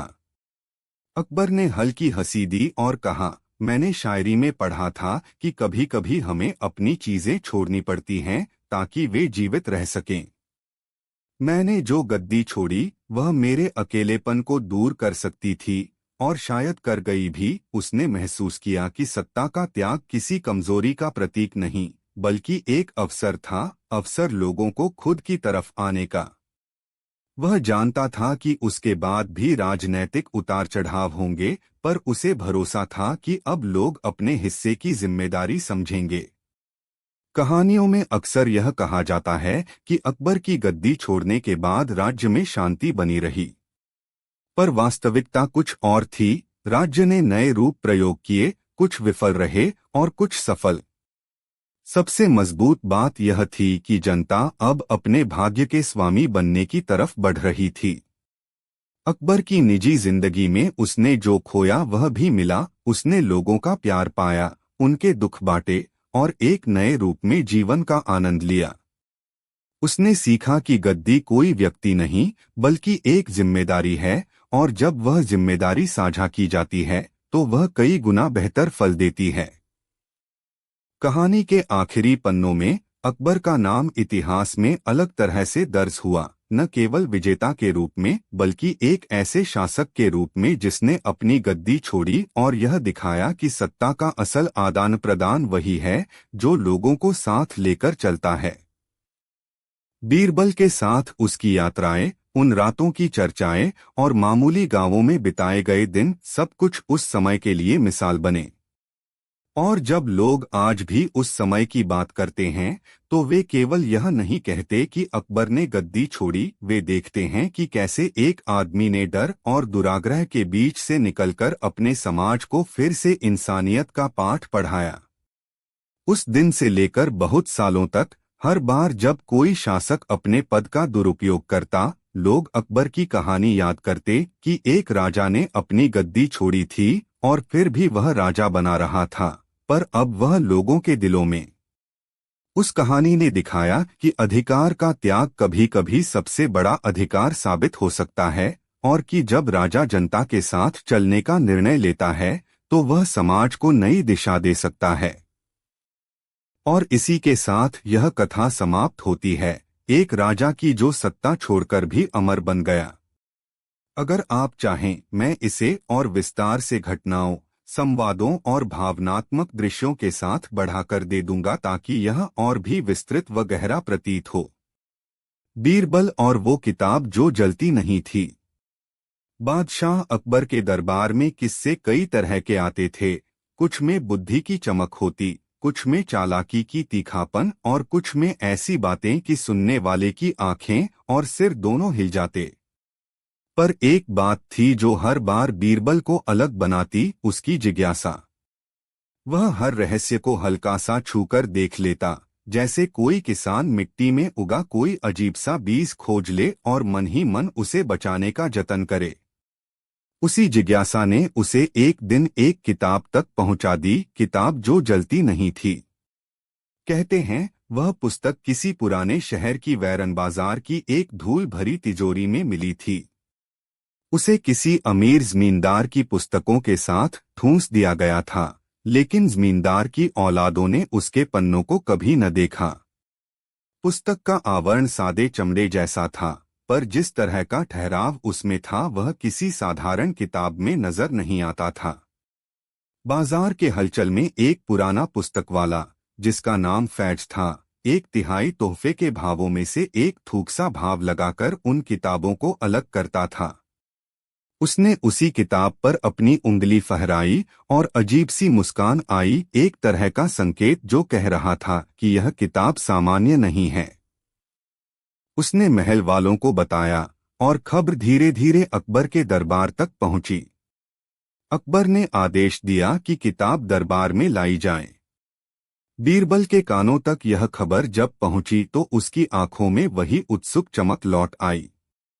उसने सोचा कि क्यों कोई किताब जलती नहीं होगी, क्या उसमें कोई जादू है या फिर उसमें कोई सच्चाई छिपी है जो आग से भी बची रहती है।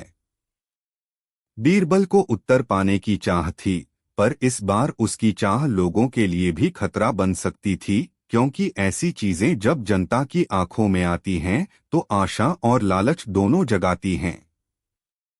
किताब महल में लाई गई। उसका कागज पुराना, पर पन्नों की हद्दोह्यात में कुछ अनोखा था। पन्नों के किनारे गहरे हुए चित्र जैसे किसी पुरानी वास्तुकला की नक्काशी हो। अकबर ने पुस्तक खोली और देखा कि उसमें कोई शास्त्रीय ज्ञान नहीं बल्कि कविताएं, कहानियां और छोटे छोटे दार्शनिक उपदेश भरे थे। पर प्रत्येक पन्ने पर एक काली मोहर भी थी, एक छोटा चिन्ह जो देखने में संतुलित और डरावना दोनों था। बीरबल ने किताब हाथ में ली और उसका मुखड़ा देखा। किसी तरह की गंध थी, धूप और मिट्टी की तरह, और उसके अंदर कुछ पुराने लोगों की हस्तियां गूंज रही थी। अकबर को आश्चर्य हुआ। यह किताब किसने लिखी? उसने पूछा। कोई बड़े हवाले से नहीं जानता था। पुस्तक के किसी पृष्ठ पर पुरानी भाषा में कुछ नाम दर्ज थे, पर वे अस्पष्ट थे। एक बूढ़े सचिव ने कहा कि यह किसी सूफी की पुस्तिका जैसी लगती है, ऐसी जिसमें जीवन के कड़वे सच लिखे होते हैं। पर बीरबल ने उसकी नजरों को और भी तीखा कर दिया। वह जानता था कि बाजार और दरबार दो अलग दुनिया हैं। जहां बाजार लालच और जरूरत की भाषा बोलता है, वहीं दरबार पब्लिक चकाचौंध में सच्चाइयों को छिपा देता है। उस किताब की अद्भुतियत सिर्फ यह थी कि उसकी सच्चाइयां आग से भी नहीं डरती थीं। लोगों में भय था कि अगर किताब जाली सच्चाइयों को उजागर करे तो दरबार के कई राज भी बाहर निकल जाएंगे। बीच में ही एक दिन दरबार में आग की अफवाह उठी। किसी ने कहा कि किताब में कुछ ऐसे राज हैं जिनको पढ़कर लोग विद्रोह कर बैठेंगे। किसी ने कहा कि यह किताब वरदान है। किसी ने कहा कि किताब को नष्ट कर देना ही बेहतर है। कुल मिलाकर किताब महज एक किताब न रही, यह उम्मीद, डर और प्रतिस्पर्धा का कारण बन गई। अकबर ने निष्कर्ष निकाला कि इसका निर्णय किसी निष्क्रिय सभा के हाथ में नहीं छोड़ना चाहिए। उसने बीरबल से कहा कि वह इस किताब का परीक्षण करे, पर बिना किसी को बताए। बीरबल की जिज्ञासा अब किसी खेल जैसी नहीं रही, उसके भीतर एक नई जिम्मेदारी जागी, किताब के सच को पहचानना और अगर आवश्यकता पड़ी तो उसे सुरक्षित रखना। रात को बीरबल ने तख्त के पीछे एक छोटी सी सीट पर बैठकर किताब खोली। पन्नों ने ऐसे खुलना शुरू किया मानो वे पहले से जाग चुके हों। पहली पंक्तियों में उस किताब ने दुनिया के उन पहलुओं का वर्णन किया जो अक्सर लोग देखने से परहेज करते हैं: भूख, बेईमानी, अकेलापन और सबसे बड़ी बात, सच को दबाने की चाह। पढ़ते हुए बीरबल का मन कांप उठा। किताब में लिखी हर कहानी किसी न किसी सच्चाई का दर्पण थी। ऐसे लोग, ऐसी नीतियां, ऐसे भीतरी भ्रम जिन्हें लोग देखते पर सुनते नहीं थे। पर उस पुस्तक का असली जादू तब चमका जब बीरबल ने एक शेर पढ़ा। शेर ऐसा था कि उसकी धुन उनके दिल में बैठ गई। शेर कहता था कि सच्चाई को जितना दबाओगे वह उतनी ही ज्वाला बनकर भीतर गरजेगी। बीरबल समझ गया कि यह किताब केवल पढ़ने के लिए नहीं है, यह चेतावनी देने वाली किताब भी है। पर चेतावनी किसके लिए? लोगों के लिए या जातिसमूह के लिए? उसकी समझ में सीमा धुंधली हो रही थी। अगले दिन बीरबल ने एक प्रयोग किया। उसने किताब के कुछ पन्ने सबसे भरोसेमंद लोगों को पढ़कर सुनाए, पर वह सुनाना नहीं चाहता था कि वह किस किताब के बारे में बात कर रहा है। उसने पन्नों की कहानियों को सामान्य जीवन की कहानियों के रूप में परोसा: किसानी की पीड़ा, एक बहन की हिम्मत, एक नौजवान की बेईमानी और एक बूढ़े शिक्षक की उदासी। लोगों की आंखों में पहले अदब, फिर चिंता और बाद में गहरी शांति उतरती। पर कुछ लोगों की आंखों में आग थी, वे लोग जो सच में डरते थे कि इन बातों का सार्वजनिक होना उनके सर पर तूफान ला देगा। बीरबल ने नोटिस किया कि जिन हिस्सों में सत्तासीन व्यक्ति स्वयं को असहज मानते थे, वे हिस्से सबसे ज्यादा सनसनी उत्पन्न करते थे। धीरे धीरे उसने महसूस किया कि किताब का असली असर केवल उसकी सामग्रियों में नहीं, बल्कि लोगों के दिल पर पड़ने वाले दबाव में था। किताब सिर्फ वह भूमिका निभा रही थी जिसकी जरूरत किसी समाज को तब पड़ती है जब वह अपने भीतर के प्रश्नों से भाग रहा होता है। खबर फैलने लगी कि बीरबल किसी रहस्यमय किताब के संगीत से लोगों को बदल रहा है।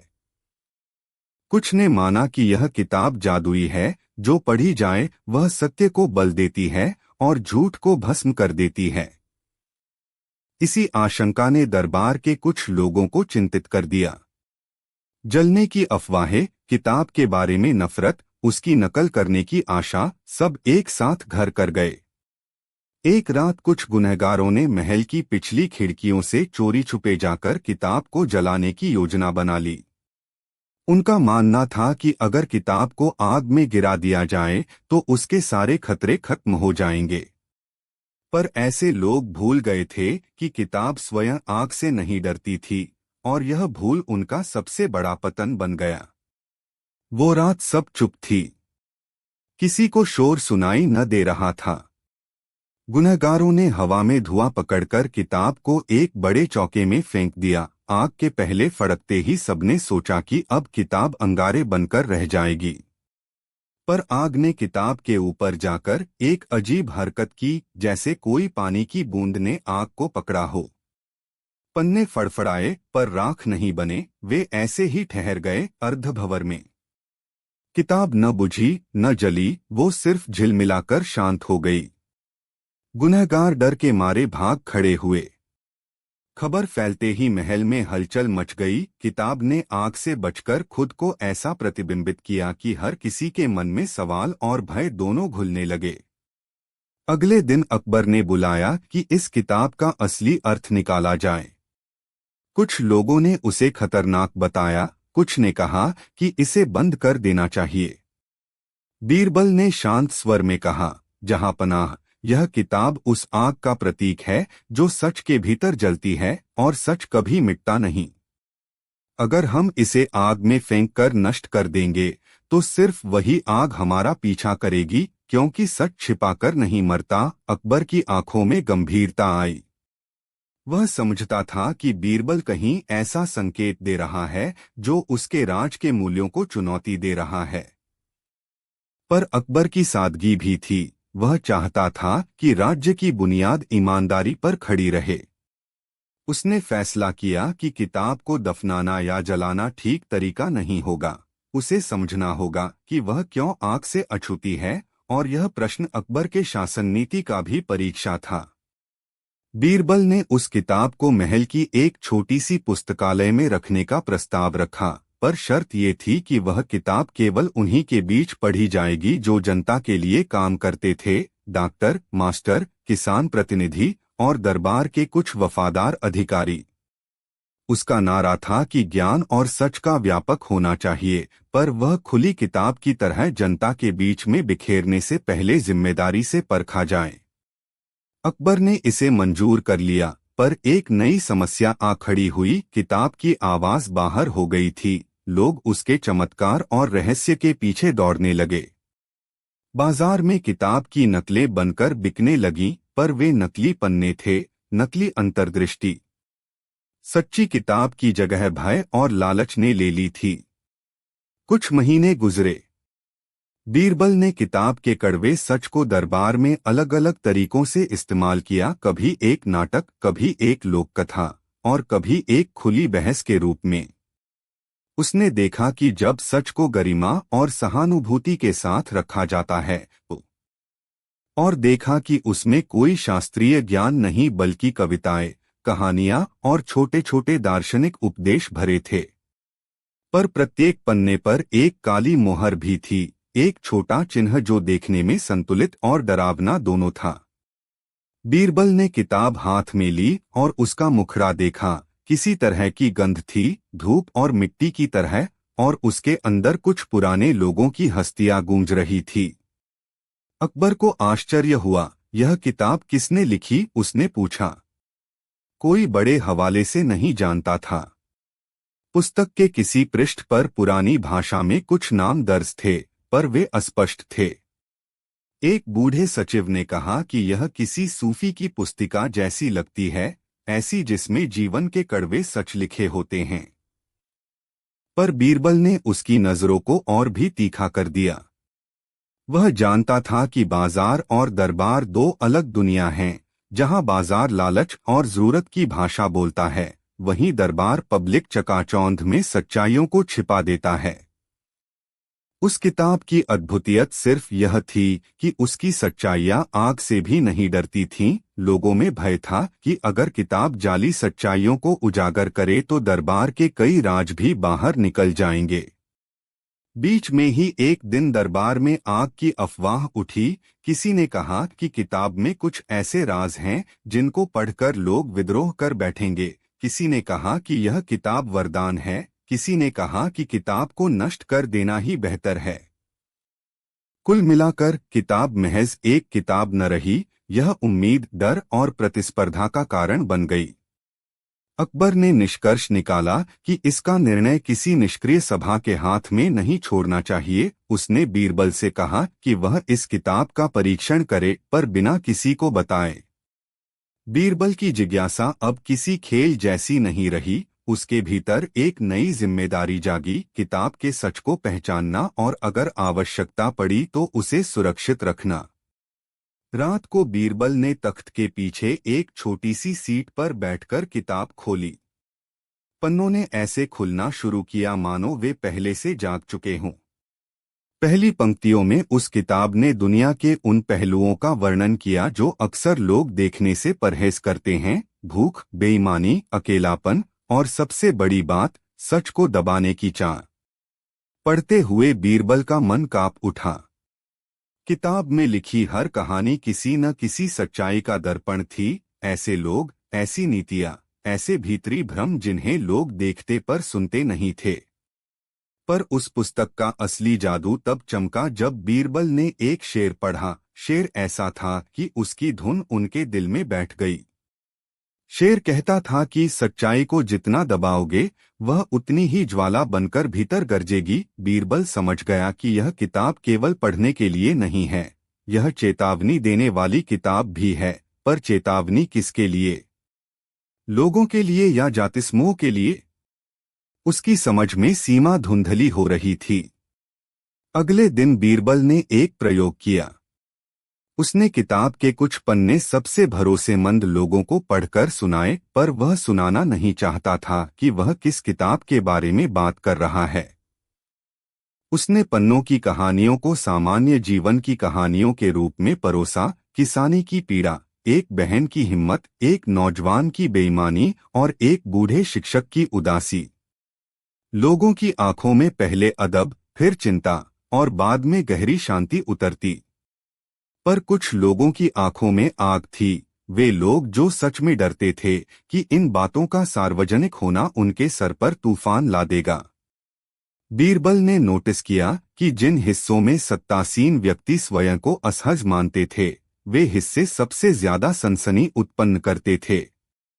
धीरे धीरे उसने महसूस किया कि किताब का असली असर केवल उसकी सामग्रियों में नहीं, बल्कि लोगों के दिल पर पड़ने वाले दबाव में था।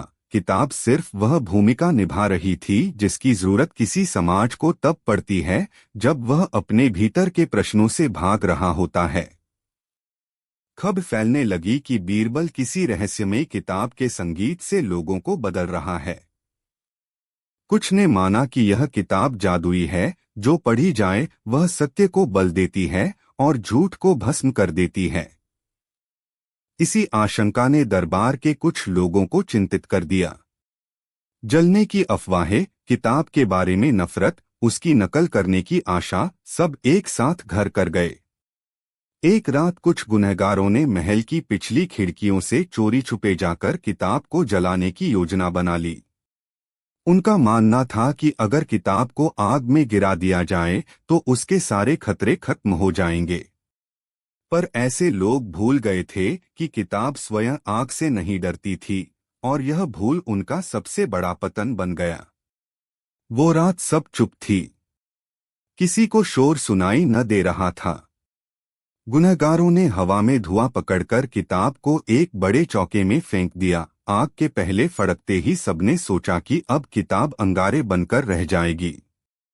पर आग ने किताब के ऊपर जाकर एक अजीब हरकत की, जैसे कोई पानी की बूंद ने आग को पकड़ा हो।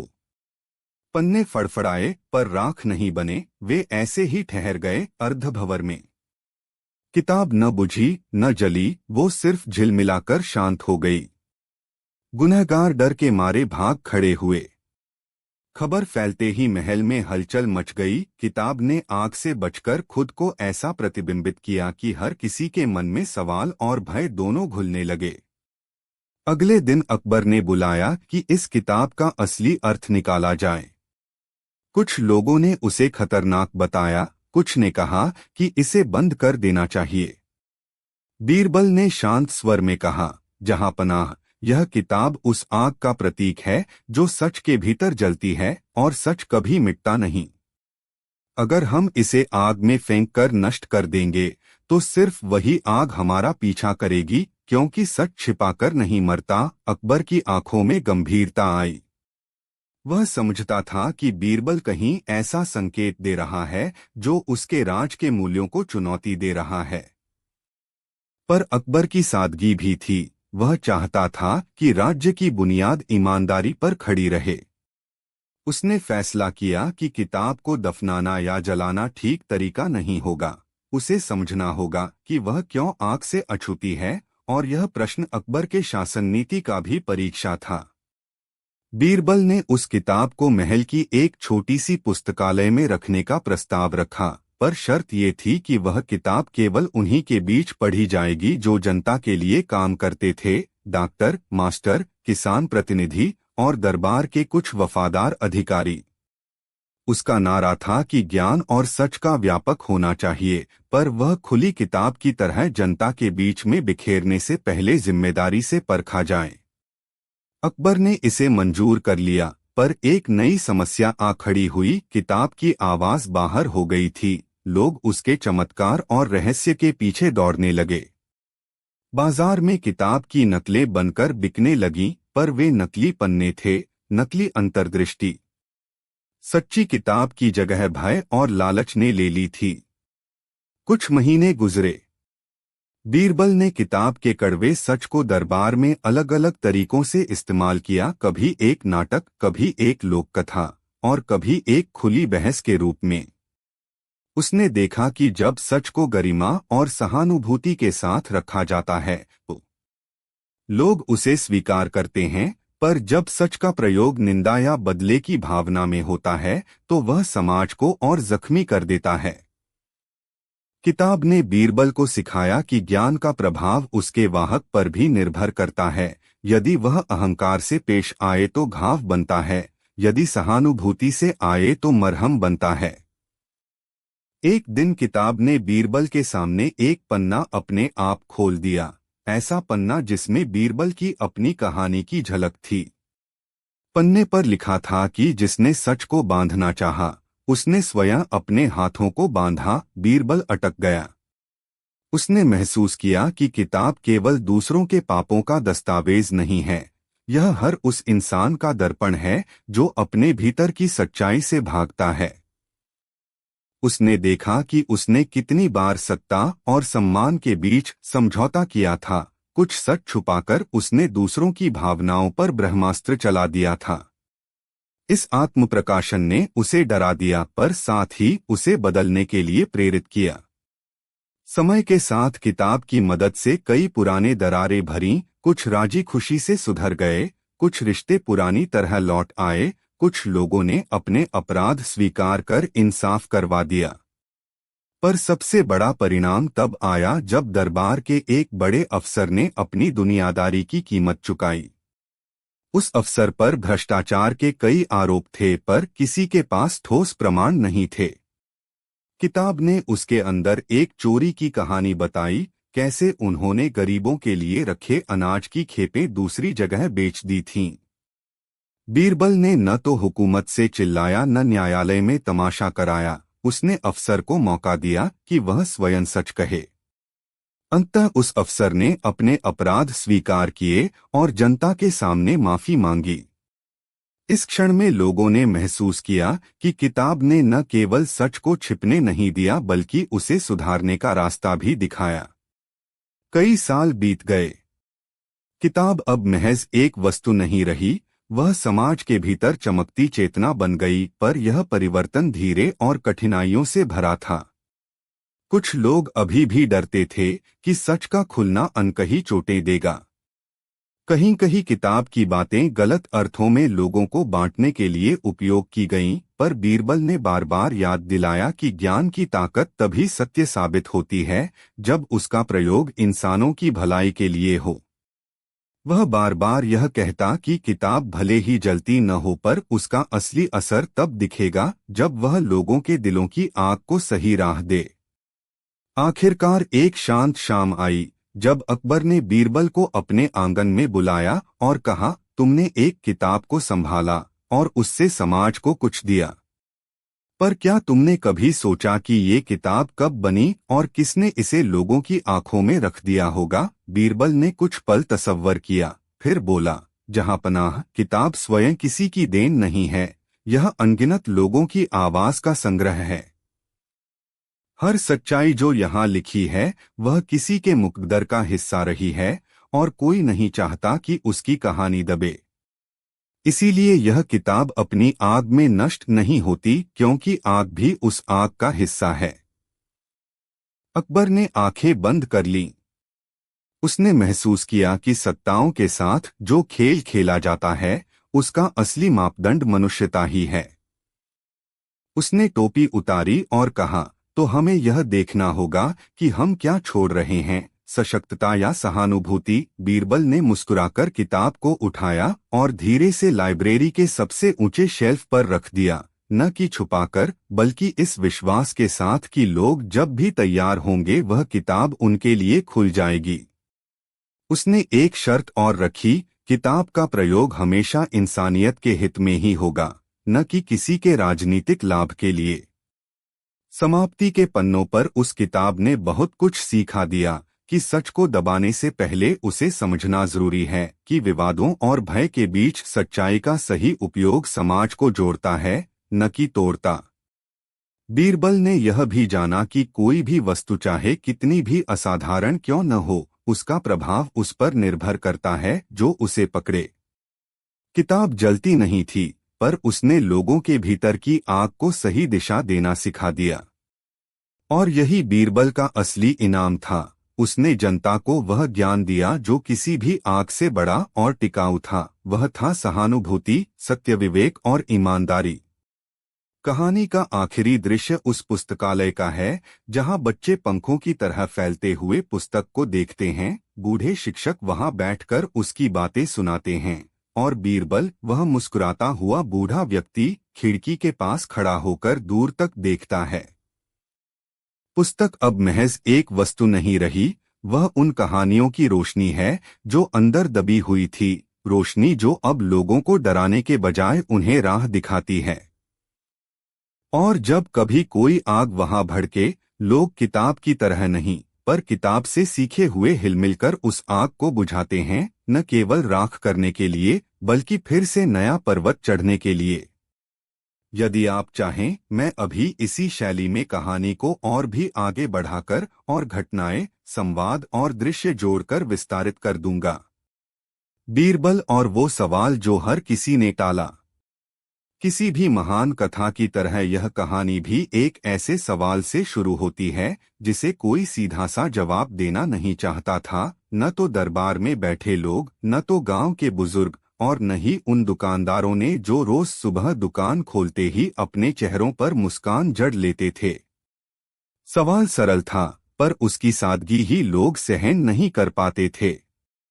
सवाल था, अगर तुम्हें सब कुछ छोड़कर सच बोलना पड़े, क्या तुम बोलकर अपना जीवन बदल दोगे या चुप रहकर वही राह चुनोगे जो आज चल रहे हो? यह सवाल हवा में कहीं ठहरा नहीं था। उसने जन्म लिया था एक अजीब घटना से। एक रात जब शहर में एक झोंका आया और उसके साथ कुछ पत्तियां और कुछ खुले पत्र उड़े हुए आए। उन पत्रों में से एक आया बीरबल के हाथ में। नहीं, वह पत्र किसी का था, न किसी गुप्त तंत्र का। वह एक साधारण लड़के का लिखा तख्ती जैसा था, जो पढ़ने में आसान पर अर्थ में गहरा था। उस तख्ती पर लिखा था, हम झूठ की रोजी रोटी में जीते हैं, पर हमारे घर में चुप्पी की आग जलती रहती है। क्या तुम सच बोलकर हमें जिंदा कर दोगे? बीरबल ने वह संदेश पढ़ा और उसे लगा कि यह सिर्फ किसी छोटे गांव का दर्द नहीं, यह समाज की थरथराहट थी। यह वही सवाल था जिसे हर कोई टाल रहा था। दरबार में जब बीरबल ने यह बात रखी, तो अकबर की आंखों में वह चमक आ गई जो अक्सर किसी नई परीक्षा से पहले दिखती थी। तुम क्या करोगे? अकबर ने पूछा। बीरबल ने कहा, जहांपनाह, मैं सिर्फ सवाल पूछूंगा और सुनूंगा, पर उसे छुपाकर नहीं रखूंगा। पर इसका एक नियम होगा, मैं किसी को बेइज्जत नहीं करूंगा, पर सच को दबाकर भी नहीं रखूंगा। अकबर ने उसे अनुमति दी, पर वह भी इस बात से अनजान था कि सच किस रूप में सामने आएगा। बीहड़ सवेरे बीरबल ने शहर की नाकलकीरें तय की। बाजार, मस्जिद के बाहर का चौक, नदी के किनारे की सड़ी हुई सीढ़ियां और उस गली के कोने जहां बूढ़े लोग बैठकर चाय पीते थे। उसने लोगों से कहा कि वह एक सवाल लेकर आया है और जो भी चाहे आकर जवाब दे सकता है। पहले लोग मजाक समझकर जाते रहे, पर लोग उसे स्वीकार करते हैं। पर जब सच का प्रयोग निंदा या बदले की भावना में होता है, तो वह समाज को और जख्मी कर देता है। किताब ने बीरबल को सिखाया कि ज्ञान का प्रभाव उसके वाहक पर भी निर्भर करता है। यदि वह अहंकार से पेश आए तो घाव बनता है, यदि सहानुभूति से आए तो मरहम बनता है। एक दिन किताब ने बीरबल के सामने एक पन्ना अपने आप खोल दिया, ऐसा पन्ना जिसमें बीरबल की अपनी कहानी की झलक थी। पन्ने पर लिखा था कि जिसने सच को बांधना चाहा, उसने स्वयं अपने हाथों को बांधा। बीरबल अटक गया। उसने महसूस किया कि किताब केवल दूसरों के पापों का दस्तावेज नहीं है, यह हर उस इंसान का दर्पण है जो अपने भीतर की सच्चाई से भागता है। उसने देखा कि उसने कितनी बार सत्ता और सम्मान के बीच समझौता किया था। कुछ सच छुपाकर उसने दूसरों की भावनाओं पर ब्रह्मास्त्र चला दिया था। इस आत्मप्रकाशन ने उसे डरा दिया पर साथ ही उसे बदलने के लिए प्रेरित किया। समय के साथ किताब की मदद से कई पुराने दरारें भरीं, कुछ राजी खुशी से सुधर गए, कुछ रिश्ते पुरानी तरह लौट आए, कुछ लोगों ने अपने अपराध स्वीकार कर इंसाफ करवा दिया। पर सबसे बड़ा परिणाम तब आया जब दरबार के एक बड़े अफसर ने अपनी दुनियादारी की कीमत चुकाई। उस अफसर पर भ्रष्टाचार के कई आरोप थे पर किसी के पास ठोस प्रमाण नहीं थे। किताब ने उसके अंदर एक चोरी की कहानी बताई, कैसे उन्होंने गरीबों के लिए रखे अनाज की खेपें दूसरी जगह बेच दी थीं। बीरबल ने न तो हुकूमत से चिल्लाया न न्यायालय में तमाशा कराया, उसने अफसर को मौका दिया कि वह स्वयं सच कहे। अंततः उस अफसर ने अपने अपराध स्वीकार किए और जनता के सामने माफी मांगी। इस क्षण में लोगों ने महसूस किया कि किताब ने न केवल सच को छिपने नहीं दिया बल्कि उसे सुधारने का रास्ता भी दिखाया। कई साल बीत गए। किताब अब महज एक वस्तु नहीं रही, वह समाज के भीतर चमकती चेतना बन गई, पर यह परिवर्तन धीरे और कठिनाइयों से भरा था। कुछ लोग अभी भी डरते थे कि सच का खुलना अनकही चोटें देगा। कहीं कहीं किताब की बातें गलत अर्थों में लोगों को बांटने के लिए उपयोग की गईं, पर बीरबल ने बार बार याद दिलाया कि ज्ञान की ताकत तभी सत्य साबित होती है जब उसका प्रयोग इंसानों की भलाई के लिए हो। वह बार बार यह कहता कि किताब भले ही जलती न हो पर उसका असली असर तब दिखेगा जब वह लोगों के दिलों की आग को सही राह दे। आखिरकार एक शांत शाम आई जब अकबर ने बीरबल को अपने आंगन में बुलाया और कहा, तुमने एक किताब को संभाला और उससे समाज को कुछ दिया, पर क्या तुमने कभी सोचा कि ये किताब कब बनी और किसने इसे लोगों की आंखों में रख दिया होगा? बीरबल ने कुछ पल तसव्वर किया, फिर बोला, जहांपनाह, किताब स्वयं किसी की देन नहीं है, यह अनगिनत लोगों की आवाज का संग्रह है। हर सच्चाई जो यहाँ लिखी है वह किसी के मुकद्दर का हिस्सा रही है और कोई नहीं चाहता कि उसकी कहानी दबे। इसीलिए यह किताब अपनी आग में नष्ट नहीं होती, क्योंकि आग भी उस आग का हिस्सा है। अकबर ने आंखें बंद कर लीं। उसने महसूस किया कि सत्ताओं के साथ जो खेल खेला जाता है उसका असली मापदंड मनुष्यता ही है। उसने टोपी उतारी और कहा, तो हमें यह देखना होगा कि हम क्या छोड़ रहे हैं, सशक्तता या सहानुभूति। बीरबल ने मुस्कुराकर किताब को उठाया और धीरे से लाइब्रेरी के सबसे ऊंचे शेल्फ पर रख दिया, न कि छुपाकर बल्कि इस विश्वास के साथ कि लोग जब भी तैयार होंगे वह किताब उनके लिए खुल जाएगी।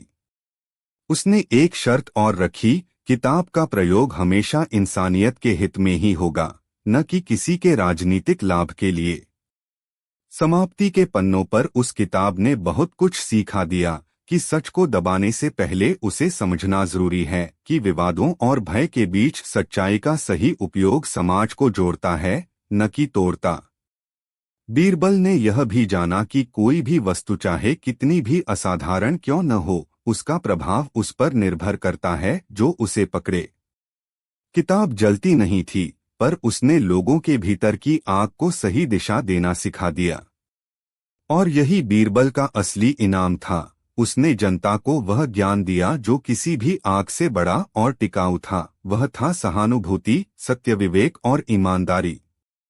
कहानी का आखिरी दृश्य उस पुस्तकालय का है जहां बच्चे पंखों की तरह फैलते हुए पुस्तक को देखते हैं। बूढ़े शिक्षक वहां बैठकर उसकी बातें सुनाते हैं और बीरबल, वह मुस्कुराता हुआ बूढ़ा व्यक्ति, खिड़की के पास खड़ा होकर दूर तक देखता है। पुस्तक अब महज एक वस्तु नहीं रही, वह उन कहानियों की रोशनी है जो अंदर दबी हुई थी, रोशनी जो अब लोगों को डराने के बजाय उन्हें राह दिखाती है। और जब कभी कोई आग वहां भड़के, लोग किताब की तरह नहीं पर किताब से सीखे हुए हिलमिलकर उस आग को बुझाते हैं, न केवल राख करने के लिए बल्कि फिर से नया पर्वत चढ़ने के लिए। यदि आप चाहें, मैं अभी इसी शैली में कहानी को और भी आगे बढ़ाकर और घटनाएं, संवाद और दृश्य जोड़कर विस्तारित कर दूंगा। बीरबल और वो सवाल जो हर किसी ने टाला। किसी भी महान कथा की तरह यह कहानी भी एक ऐसे सवाल से शुरू होती है जिसे कोई सीधा सा जवाब देना नहीं चाहता था, न तो दरबार में बैठे लोग, न तो गांव के बुजुर्ग, और न ही उन दुकानदारों ने जो रोज सुबह दुकान खोलते ही अपने चेहरों पर मुस्कान जड़ लेते थे। सवाल सरल था, पर उसकी सादगी ही लोग सहन नहीं कर पाते थे। सवाल था, अगर तुम्हें सब कुछ छोड़कर सच बोलना पड़े, क्या तुम बोलकर अपना जीवन बदल दोगे या चुप रहकर वही राह चुनोगे जो आज चल रहे हो? यह सवाल हवा में कहीं ठहरा नहीं था। उसने जन्म लिया था एक अजीब घटना से। एक रात जब शहर में एक झोंका आया और उसके साथ कुछ पत्तियां और कुछ खुले पत्र उड़े हुए आए। उन पत्रों में से एक आया बीरबल के हाथ में। नहीं, वह पत्र किसी का था, न किसी गुप्त तंत्र का। वह एक साधारण लड़के का लिखा तख्ती जैसा था, जो पढ़ने में आसान पर अर्थ में गहरा था। उस तख्ती पर लिखा था, हम झूठ की रोजी रोटी में जीते हैं, पर हमारे घर में चुप्पी की आग जलती रहती है। क्या तुम सच बोलकर हमें जिंदा कर दोगे? बीरबल ने वह संदेश पढ़ा और उसे लगा कि यह सिर्फ किसी छोटे गांव का दर्द नहीं, यह समाज की थरथराहट थी। यह वही सवाल था जिसे हर कोई टाल रहा था। दरबार में जब बीरबल ने यह बात रखी तो अकबर की आंखों में वह चमक आ गई जो अक्सर किसी नई परीक्षा से पहले दिखती थी। तुम क्या करोगे? अकबर ने पूछा। बीरबल ने कहा, जहांपनाह, मैं सिर्फ सवाल पूछूंगा और सुनूंगा, पर उसे छुपाकर नहीं रखूंगा। पर इसका एक नियम होगा, मैं किसी को बेइज्जत नहीं करूंगा, पर सच को दबाकर भी नहीं रखूंगा। अकबर ने उसे अनुमति दी, पर वह भी इस बात से अनजान था कि सच किस रूप में सामने आएगा। बीहड़ सवेरे बीरबल ने शहर की नाकलकीरें तय की। बाजार, मस्जिद के बाहर का चौक, नदी के किनारे की सड़ी हुई सीढ़ियां और उस गली के कोने जहां बूढ़े लोग बैठकर चाय पीते थे। उसने लोगों से कहा कि वह एक सवाल लेकर आया है और जो भी चाहे आकर जवाब दे सकता है। पहले लोग मजाक समझकर जाते रहे, पर धीरे धीरे वह भीड़ बढ़ती गई जिसमें खेतीहर, दुकानदार, नौकर और कुछ ऐसी हंसमुख महिलाएं भी थीं जो अपने घरों के कामों से पल भर की राहत चाहती थीं। बीरबल ने प्रतिज्ञा याद दिलाई, कोई निंदा नहीं, केवल सुनवाई और कुछ जो भी जरूरत हो मदद। पहली कहानियां छोटी छोटी थीं। एक बेटे ने कहा कि वह अपने पिता से सच्चाई छुपाता था कि वह पढ़ना चाहता है, पर घर की जरूरतें उसे काम पर लगा देती हैं। एक और औरत ने कहा कि उसने अपने पति की बेरोजगारी छिपाई ताकि गांव में उसकी इज्जत बनी रहे। किसी व्यापारी ने कहा कि उसने कभी कभी सामान में मिलावट कर ली ताकि कीमत कम रहे, पर इससे कई घर बर्बाद हुए। हर कहानी के बाद लोग धीरे धीरे देखते कि सच बताने से कोई महाप्रलय नहीं हुआ, बल्कि एक तरह की राहत आई। पर सबसे बड़ा असर तब हुआ जब एक वृद्ध ने उठकर चुपचाप कहा, मैं वह हूं जो झूठ बोलकर दूसरों की जिंदगी बर्बाद करता आया हूं। उसी सार्वजनिक मंच पर वृद्ध का नाम सुनकर भीड़ में सन्नाटा छा गया। वह कोई अनजान व्यक्ति नहीं था, उसकी मुस्कान के पीछे वर्षों की चालाकी छिपी थी।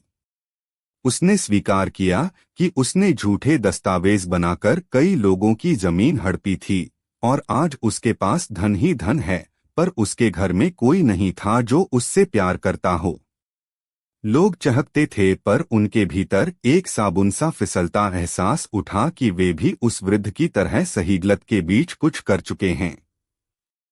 बीरबल ने उस वृद्ध को दया से सहारा दिया। उसे कहा कि सच बताने का मतलब सजा नहीं, सुधार का रास्ता भी है। वृद्ध ने आंसू छलकाकर कहा कि वह अब वापस सब कुछ सुलझाना चाहता है, पर उसके पास तरीका नहीं था। बीरबल ने गर्दन हिला के कहा कि तुम्हारी जिम्मेदारी अब तुम्हें करना है, और अकबर के दरबार ने कुछ लोगों की मदद से असलियत की जांच करवाई और वृद्ध ने जो लूट लिया था उसे लौटाने के लिए पहल की। यह वही मोड़ था जब सवाल का असर किसी का निजी धर्म बनकर सामने आया। पर हर कोई इतना सहज नहीं था। कुछ लोगों ने सवाल की हवा को खतरनाक समझा। एक संपन्न जमींदार, जिसकी ऊंची ऊंची दीवारों के पीछे सैकड़ों लोगों की किस्मतें बंधी थीं, ने बीरबल को दरबार में तान दिया। उसने कहा, यह ऐसी चीज नहीं कि हर कोई खुलेआम अपने वैमनस्य और छोटे पैमाने के अपराधों को बताए। इससे समाज का ढांचा टूट सकता है। बीरबल ने जवाब में कहा, यदि ढांचा असल में झूठ और दबंगई पर टिका है, तो क्या वह ढांचा बचने लायक है? जमींदार ने इसकी तलखी सहन नहीं की और उसने तेजी से कहा कि यदि अकबर ने मंसूबा बदला तो वह विद्रोह कर देगा। यह मोड़ बताता है कि सवाल टालने के पीछे केवल डर नहीं, स्वार्थ भी है। गांवों में जाकर बीरबल ने देखा कि सवाल का प्रभाव अलग था। यहाँ सच का प्रेम और झूठ का भय दोनों गहरे थे। एक माँ ने खुलकर कहा कि उसने अपने बेटे की पढ़ाई छिपाई थी क्योंकि वह चाहती थी कि बेटा खेतों पर रहे और परिवार की मदद करे, पर बेटा बताने पर बहुत खुश हुआ और उसने कहा कि वह पढ़कर गांव की भलाई करना चाहता है। बीरबल ने मदद की। छोटे छोटे पठन लेखन के व्यय निःशुल्क कराए गए और यह देखकर माँ की आंखों में राहत आई। पर वहीं दूसरी ओर कुछ युवा थे जो सच बोलकर समाज में अपनी जगह खो रहे थे। उसका कारण था कि सच बोलने पर सामाजिक अपमान मिलता था और लोग चुप रहना सीख चुके थे क्योंकि वही सुरक्षित था। बीरबल ने समझा कि केवल सच बोलना ही नहीं, समाज को सच के लिए सक्षम बनाना भी जरूरी है। एक ऐसे ही गांव की घटना ने सवाल की धार को और तेज कर दिया। उस गांव में एक साधारण सा स्कूल था, किंतु वहां का मुखिया, जो स्थानीय सरपंच भी था, वर्षों से भ्रष्टाचार करता आ रहा था। अन्न वितरण में कटौती, बेरोजगारों की सूची में नाम काटना और स्कूली किताबों की कमी छिपाना। एक दिन एक युवती, जिसका नाम नूर था, ने गांव की सभा में सब कुछ उघाड़ दिया। उसने कहा कि उसने अपने पिता के नाम से छोटी सरकारी राशि खोली देखी थी। नूर ने डरते डरते सच कहा और गांव वालों ने उसे तिरस्कार किया। कईयों ने कहा कि उसने गंदा खेल खेला है, कुछ ने कहा कि उसकी जगह घर में ज्ञान सीखने की है, न कि बहस करने की। पर नूर खड़ी रही। उसने अपने शब्दों से लोगों को जगाया। बीरबल ने संशय की जगह सहारा दिया। उसने नागरिकों से कहा कि वे सबूत की मांग करें और मिलजुल कर वे भ्रष्टाचार को बेनकाब कर सकते हैं। नूर की हिम्मत ने गांव में एक छोटी क्रांति जगा दी। उसका नतीजा यह हुआ कि महतारीब चत का एक समूह बना और सरपंच को हिसाब देना पड़ा। नूर के साहस ने यह दिखाया कि सवाल का सामना करना अकेले का काम नहीं, बल्कि सामूहिक स्वीकृति का काम है। पर सवाल का असली मर्म तब सामने आया जब बीरबल ने नगरी के अदालत में एक पुरानी परतफाड़ देखी। एक न्यायाधीश था जिसका भाई किसी बड़े व्यापारी का साथी था। उस न्यायाधीश ने अक्सर सियासत और मित्रता के दबाव में फैसला बदल दिया था। एक गरीब बुनकर, जिसका नाम गुलाम था, अपने हक के लिए आया पर न्यायाधीश ने उसकी बात टाल दी। गुलाम ने बीरबल से शिकायत की और कहा कि मैंने बार बार सच कहा, पर न्याय भी तो सच का ही नाम है। बीरबल ने न्यायाधीश से बात की और उसे याद दिलाया कि न्याय की बात करना किसी मजाक जैसा नहीं, यह जिम्मेदारी है। न्यायाधीश ने शुरुआत में कड़ा रुख दिखाया, पर जब गुलाम ने सबूत और लोगों की गवाही प्रस्तुत की तो उसकी आंखें थरथर कांप उठीं। इस बार भी बीरबल ने संदेश दिया कि सच सामने आने पर उसे इज्जत देनी होगी। अदालत की सच्चाई ने समाज को यही बता दिया कि सवाल टालना न्याय को दबाने के बराबर है। एक शाम बीरबल ने खुद से पूछ लिया, क्या सवालों का सामना करना मात्र सच्चाई के लिए है या फिर किसी रिश्ते के लिए भी? वह अकबर के निकट बैठा और बताने लगा कि कई बार सच उम्र की तरह कठोर होता है, पर वह रिश्तों को नष्ट भी कर सकता है। अकबर ने कैसा सा उत्तर दिया। वह केवल बोला कि रिश्ते तभी टिकते हैं जब उनमें सच की नींव हो, वरना वे खमीर की तरह धीरे धीरे सड़ते हैं। यह समझना आसान था पर पालन कठिन। बीरबल को एहसास हुआ कि हर सच्चाई का बोझ उठाने के लिए समाज को उपकरण और सहारा देना होगा, न कि केवल सजा का डर। वक्त बीतता गया और सवाल की गूंज दूर दूर तक फैल गई। कुछ लोग जो पहले सवाल टालते थे, अब अपनी आंखों में मुस्कान लेकर सामने आ रहे थे, पर कुछ लोग और भी ज्यादा दबाव में आ गए क्योंकि उनका स्वार्थ टूटने को था। एक बड़े मामले में एक व्यापारी ने खुलकर कहा कि यदि सच आता है तो उसके व्यापार को नुकसान होगा और सैकड़ों मजदूर बेरोजगार हो जाएंगे। यहाँ पर बीरबल ने एक कड़ी सीख दी कि कभी कभी सच सामने आकर अस्थायी संकट लाता है, पर उससे आगे का रास्ता साफ होता है। उसने सुझाव दिया कि व्यापारियों और मजदूरों के लिए वैकल्पिक योजनाएं बनाई जाएं ताकि सत्य की कीमत केवल किस्मत करते लोगों पर न पड़े। कुछ ने उसे नाराजगी की नजर से देखा पर अधिकतर ने उस विचार को सराहा। इसने दिखाया कि सवाल को नकारवट में न रखकर कार्यात्मक हलों से जोड़ा जा सकता है, तभी परिवर्तन टिकाऊ बनता है। कहानियां अनेक थीं। किसी ने अपने प्रेम का इजहार छिपाया हुआ माना, किसी ने झूठ से मिली संपत्ति लौटाई, किसी ने अपने बच्चे को स्कूल भेजा। पर हर घटना का केंद्र वही सवाल था, क्या हम सच बोलने के लिए तैयार हैं? और धीरे धीरे समाज का उत्तर बदलने लगा। लोग अब सार्वजनिक बैठकों में सच को स्वीकार कर रहे थे, पर यह स्वीकार्यता सही नहीं थी। यह एक प्रक्रिया थी जहां सुनना, समझना और सहायता देना भी शामिल था। बीरबल ने सबको याद दिलाया कि सच बोलना केवल बहादुरी नहीं, यह प्रेम भी है, क्योंकि सच बोलकर हम एक दूसरे की जड़ों को मजबूत करते हैं। कहानी के अंत की ओर आते आते उस शहर की एक रात थी जब लोग पुराने झूठों को जलाकर राख कर रहे थे। बीरबल एक खिड़की से देख रहा था। बच्चे आग के चंदे पर नाच रहे थे और बूढ़े लोग मुस्कान भरी यादें गिन रहे थे। पर वह जानता था कि सवाल पूरा नहीं हुआ था, क्योंकि हर समय किसी नए प्रश्न की उत्पत्ति होती है। उसने अकबर से कहा, जहांपनाह, हमने बहुत कुछ सुना और बदला, पर यह बदलाव केवल आज के लिए है। हमें इसे यथावत रखने के लिए निरंतर पुष्ट करना होगा। अकबर ने सिर पर हाथ रखा और कहा, तुमने उस सवाल को नहीं टालने दिया, बीरबल। हम सबको यह सवाल रोज उठाने की जरूरत है, ताकि हमें हर रोज अपनी इंसानियत पर गौर करने का मौका मिले।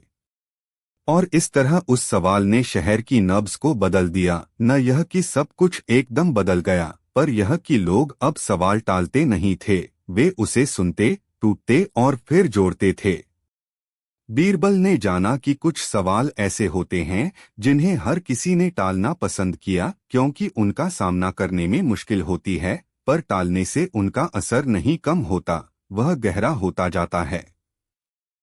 सवाल का असली जवाब सिर्फ बोलने में नहीं, सुनने और फिर उसी सुनाई सच्चाई पर अमल करने में होता है। और जब वह प्रक्रिया शुरू होती है, तब एक समाज अपने भीतर के झूठों को, भय को और स्वार्थ को धीरे धीरे मिटाकर सत्य की ओर बढ़ता है।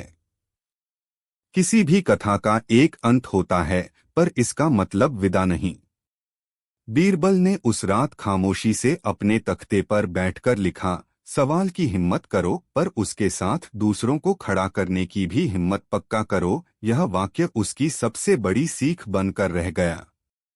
और जब भी आप कभी उस शहर की गलियों से गुजरें, तो सुनिए, कहीं से कोई बचपन की हंसी कहेगी, कहीं से कोई बूढ़े का गीत याद दिलाएगा, और बीच में शायद आप उस सवाल की हल्की सी गूंज भी सुन लेंगे, वही सवाल जो कभी हर किसी ने टाला, पर जिसे अब कुछ लोग हर रोज उठाकर अपने बीते कल और आने वाले कल दोनों की मरम्मत करते हैं।